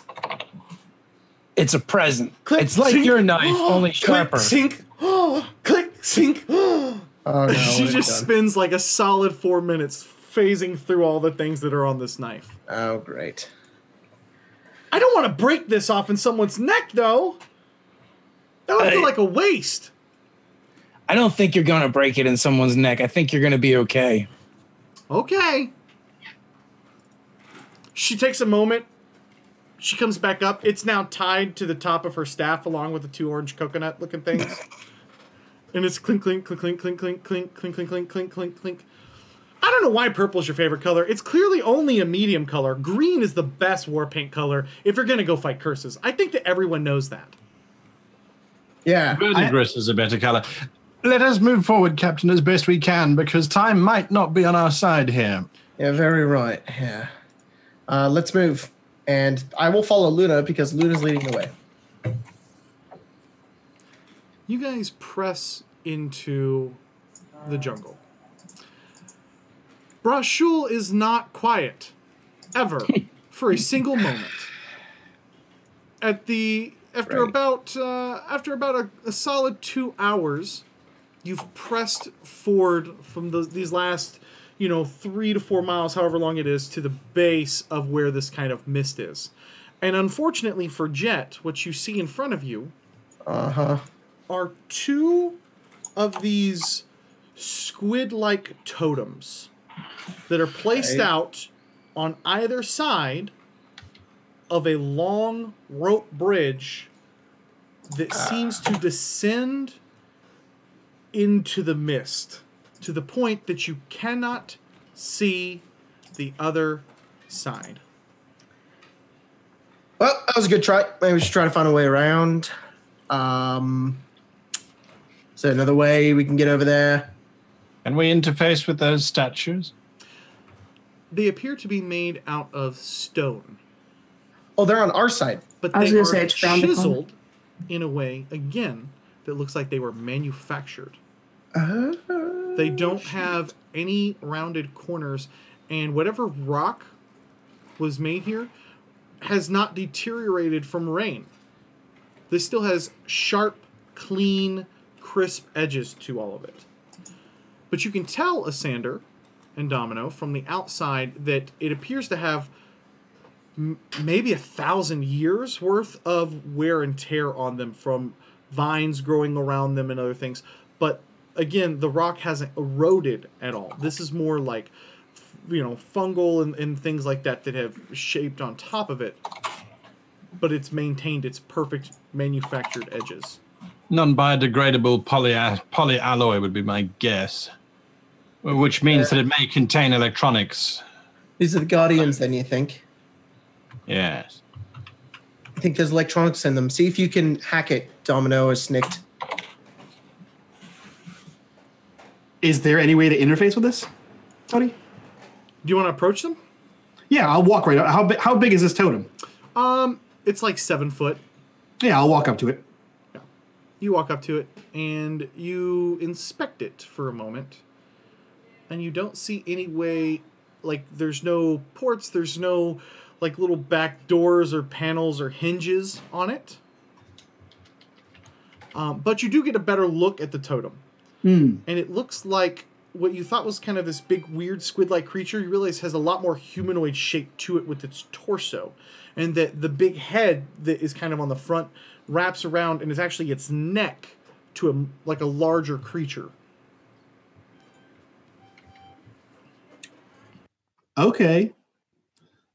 He turns back and says, there's no ports, but Doc, you should look at this. It's not a giant squid. I go and look at the carving. You see the same Is it things. like Geiger's sort of illustrations of distended bodies and that sort of thing? Correct. Are there any alien species that I know of that have particularly long necks, legs, and arms that might make There this? is one that might come to mind. Why don't you roll me a what is it? Life science? Culture? No, it would be something from memory. So I think it would be straight up intelligence. Culture. I'll take a culture. Doesn't matter. Ain't got none. Can I take a look at it? Yeah, absolutely. You And see, it's a- you see it in the same ways. Okay. Do Remind you want to make of a roll? That's what I'm asking. You see the same I thing. mean, she has pretty good knowledge about all of this, so Okay. history. Actually, I'm going to give you a +4 to this. Yeah, history or culture, whatever's highest. There is no. history. There is no history. I'll take culture. Sorry, I was confused. What system are we playing? What year is it? The +4 to that. With a 19,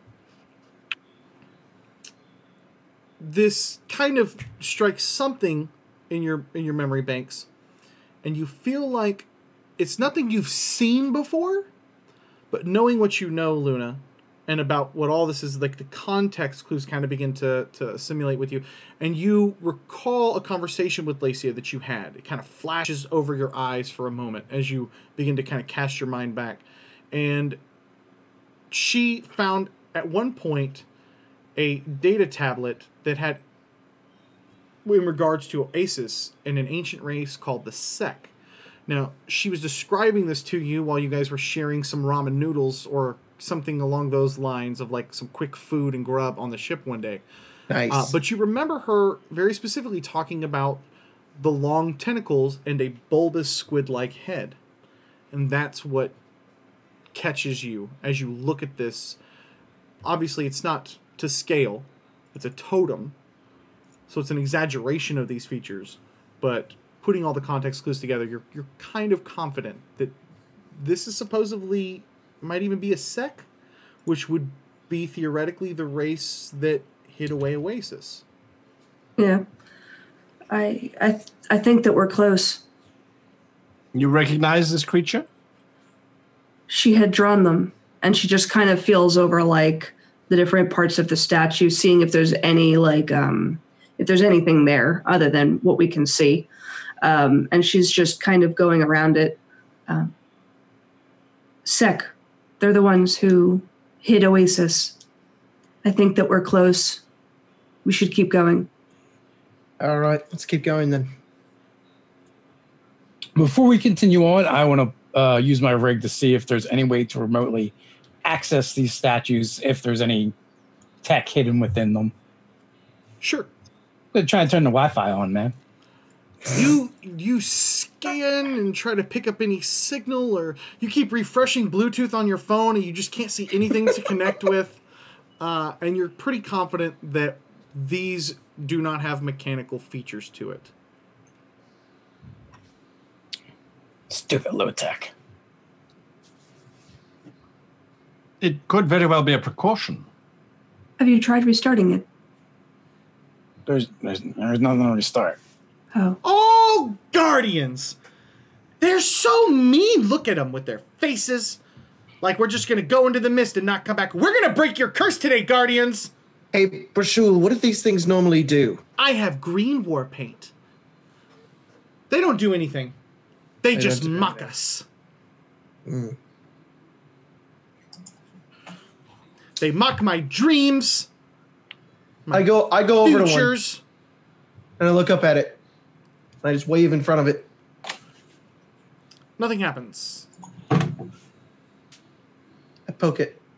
Nothing happens, sir. I don't want to cross that bridge, so maybe we should just find a different way around. Oh, bridge only way. In my dreams, I know. That doesn't make any sense. Why There's don't we 3 do- bridges if you want. Other bridge that way. There's more? Bridges. Brashul, excuse me. Do you have any of those berries? I have a berry. Great. Doc? I don't like over-medicating certain patients. Would you like I don't have a problem. Would you like a ride on my back, Captain? That will make it so much worse. There are some Drugging it is. And she crosses the bridge. Look, I mind the bridge. I don't want to fall. I'll see you on the other side. You see Luna disappear into the mist as her form fades and fades and fades away to almost a fog that's so thick that you cannot see past it. Can I make an awful, Luna, grinding noise that projects through the fog? Like something's wrong? Yes. Luna. Oh no! She's being grinded! Go save! It sounds like something's grinding and tearing her up. No! I'm sick of chainsaws! Oh, neat. And Domino runs across the bridge. No! They're gonna You can chainsaw save you me, as well! Captain. Help me, Captain. Hey, Captain, are you going to help her or Squints what? his eyes! And he just... The wine... I'm coming, Luna! And he points out his guns. He runs across the bridge, screaming. The wine jet, the wine from the engine, it kind of sounds like it's suddenly, as it's like something's actually being ground up, and you make your way across. I just run in, guns blazing. Here's what I want you to do: as you're running across, and Domino said that he was running because this is a fucking bridge. And it's a cheap vine wood that bridge. Yeah, that's why I don't want to cross it. Yeah. As you look down, the only bit that you could see below this mist was probably a 300-foot drop to your immediate death. Do not pass go. Just die. I'm going to need a reflex save from here's the thing, because Jet's running on. I'm going to need a reflex save from Luna. Can I see Luna? No, God, no. Fog. This is thick fog. You can see about 5 feet. And the problem with it is not that you're rocking the bridge, Jet, it's that you smash into her back. What about a 28?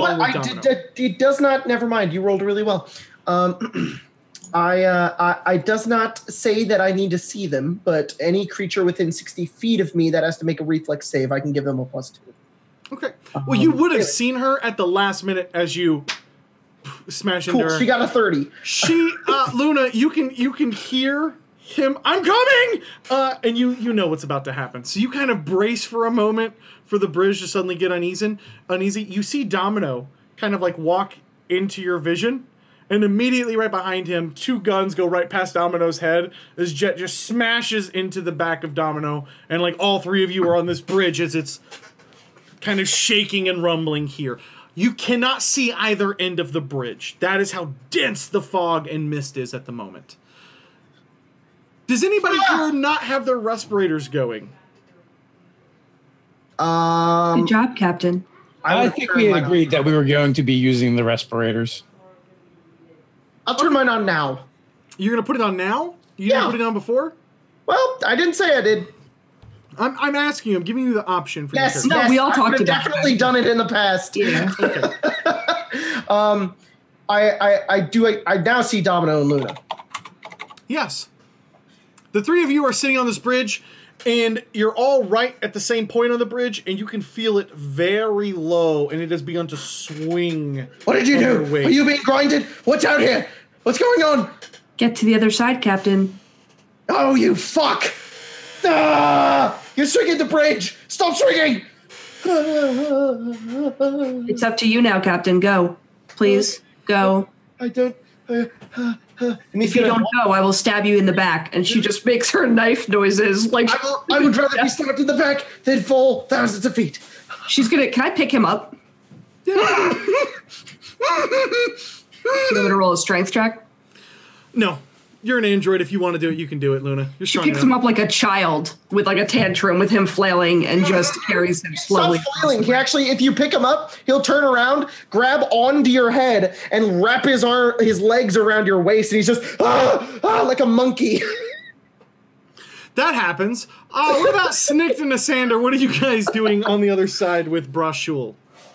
Doc, I suggest we wait a second to see if they die or not. Oh, that I is a would wise never idea. That such a simple trick would have got the captain to cross the bridge so quickly. We must remember to use this in the future. But yes, I agree. Let's wait for the bridge to stop shaking first. I open up comments. Domino, are you still alive? Yes. Oh, good. The back of his comm.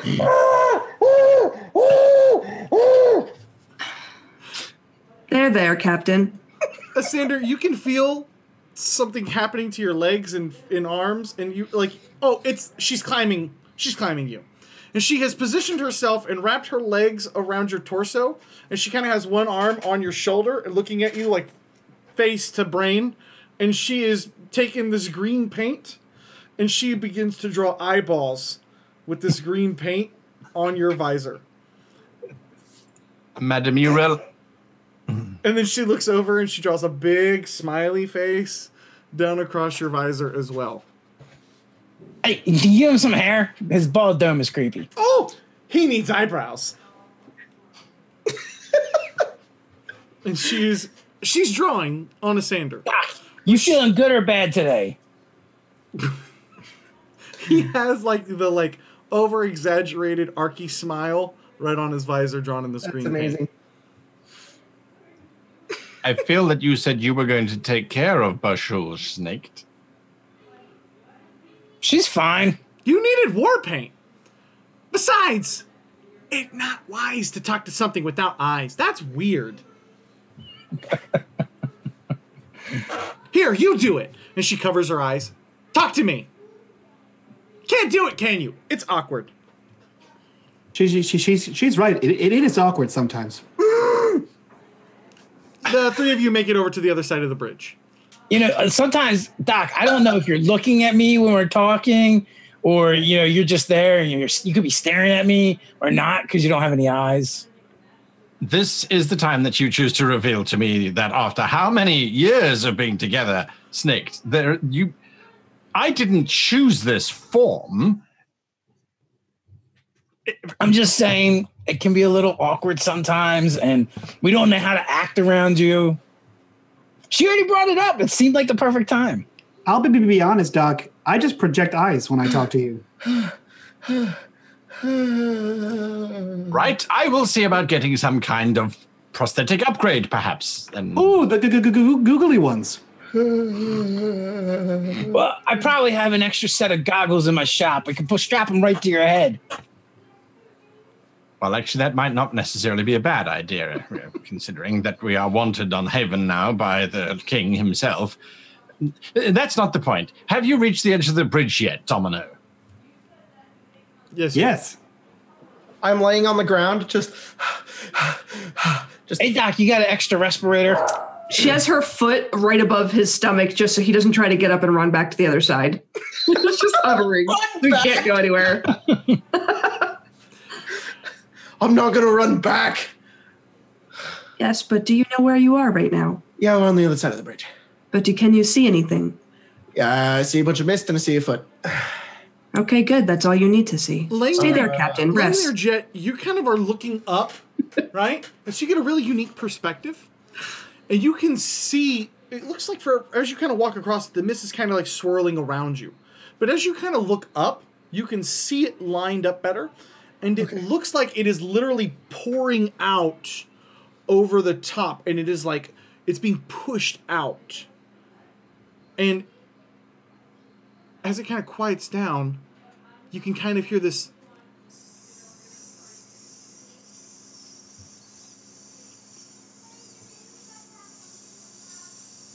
I hear some sing nearby.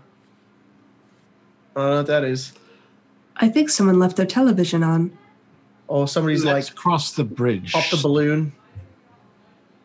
Letting She'll help the captain up. Thank you. Snicked and Asander, if you guys want to cross the bridge, you can. Would you like to cross the bridge? Since they didn't die, we will cross. Before you cross, I do want to ask you a question. What are you going to do about her? I asked the doctor if you have an extra respirator. I do, as a matter of fact. Oh, interesting. She is super thrilled as she's like... And you can see her like breathing into it way too hard. Like she's about to hyperventilate herself and pass out. Darth Vader style. She's like playing with it. Oh, I can't even smell anything. Exactly. You should wear it at all times. Although if the mist was going to affect This her... is super cool. I can't even imagine what it would do. Is this going to protect me from the Guardians of the Curse? Does this protect people from the curse? I'm so glad I put on green war paint today. Yeah, do you have any of these? Do you need any of those for your face? I could draw you one of those. And she's doing this as you guys are leading her across the bridge. I think you just made it worse, Snicked. I don't know. We'll find out soon enough. It'll protect you from the cursed gas. By the time you guys make it over to the side that Domino and Luna are on, Domino and Luna, you and Jet, assuming you rise off the ground, have discovered something just a few feet away from the backside of this bridge. You discover a big black pipe that has been put here with several spriggets that is spewing out this foggy-like mist and a constant stream. And this is probably 18 inches in diameter. Like, this is a seriously sized pipe, and it's embedded halfway into the ground, along with several metal sheets beside it in several areas to give it some additional foundation. What's it smell like? Do you want to take your respirator off to find out? Oh, it never. Nope. I really want to know what it That smells bad.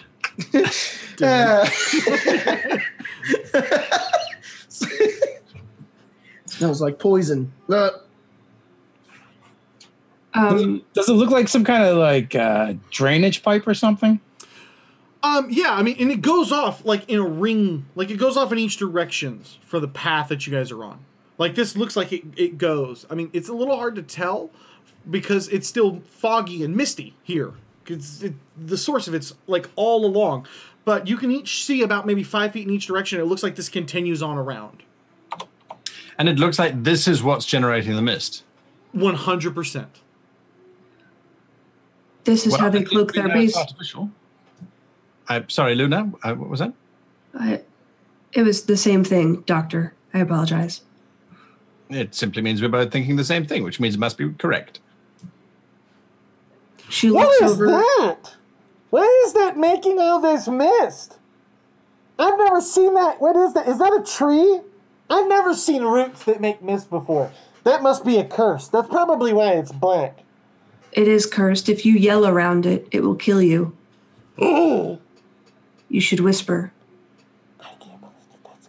She begins whispering, and you can hear her still talking, but she's whispering so quietly you can no longer hear her. Yeah, no, that's what. Yeah, that was the intention. She's like, Luna, I never realized you had such a propensity for psychological warfare. Have you ever considered going into counseling or into therapy of some kind? No, I usually just kill people. My Yes, but bounties. your mental manipulations so far have been quite insightful, as a matter of fact. I usually don't need it. They're usually already dead. I suspect you have missed a calling in your programming. So they're artificially creating the mist. Oh, yes. We should head on. Right. Seems more and more interesting the deeper we get. Seems less and less natural and more created. Maybe we should just follow the pipes. I have a great idea. Well, they go underground, so...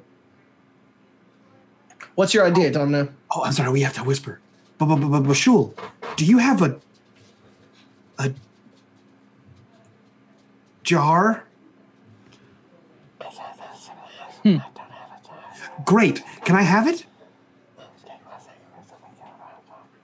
Yes. as she digs in, and she produces a jar. It's more like a clay pot than it is like a jar. Does it have a lid? It does not have a cork on it. But she goes back in and she pulls out like a big tub of like brown gel. It looks like it's made you have no idea what it's made out of. It might be made out of lard or something, but she takes it and she literally just goes over the top, and then she turns it upside down and she hands it back to you. So Domino takes it and pulls the brown goo out of it. It's all inside of it. I mean, it's going to mix with whatever's in it. That's fine. And then you just see him spin around and then as quick as possible as he tries to scoop the mist into the jar and seal it with brown goo. You're not sure how successful you are, but you're feeling pretty good about it. Great. And he puts it in his compartment. No. I can put so many other things in there. She begins handing you stuff out of her bag to see how much stuff you can fill in your chest cavity. And every time her face is just... I'm assuming that she has like a little visor on this respirator, Sander, and you can see all of her little facial fox expressions. Yeah. Well, now we know how to amuse Domino. Are we continuing? We should walk, right? We're getting close. But, Doctor, once we bring it back to the ship, you can analyze it. I'm grateful for you attempting to take the sample, Domino. Yes, thank you. I'm going to continue walking. You step over the pipes and proceed. I'll continue. Yep. You walk about another, I would say, 1/10 of a mile. I mean, not terribly far. And there are several fans that kind of, as you get closer, you can hear a humming. And you can see built into the ground several grates and like big fans that are in a long line that run parallel to the pipes, and they are angled up out of the ground and blowing and pushing outwards. So it's literally cleaning like a freezer at Sam's when you walk through from one room into the next room. It kind of gives you that same feeling.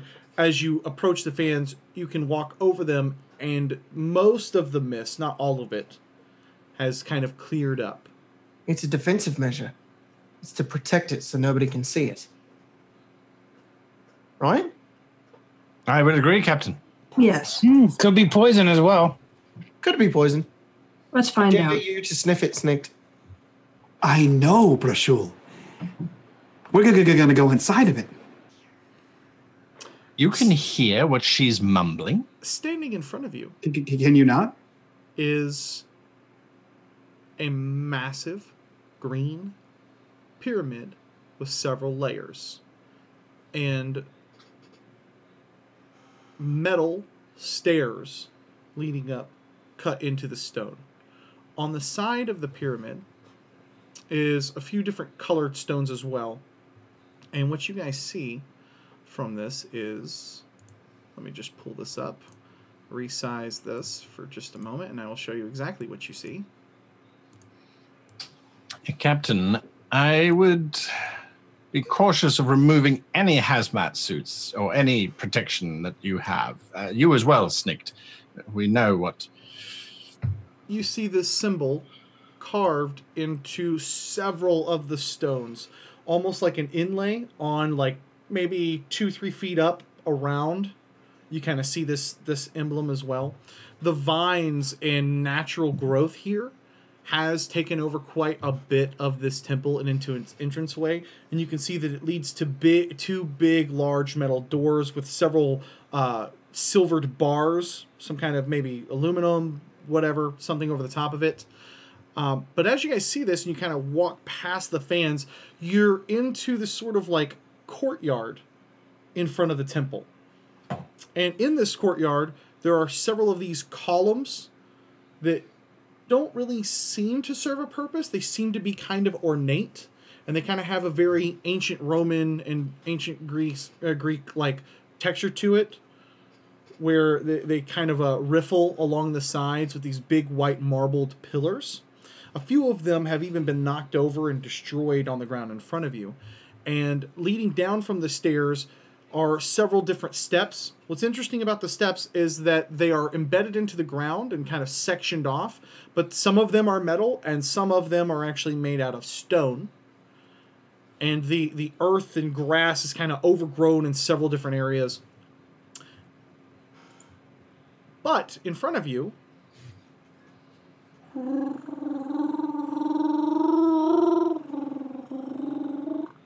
this little orb appears with a bright blue light on one end, and it kind of Hold up the medallion.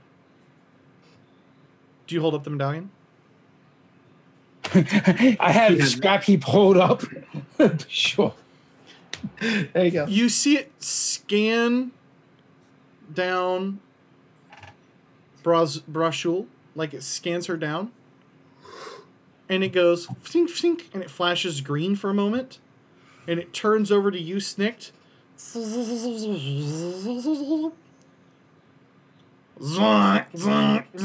And you immediately, you guys can hear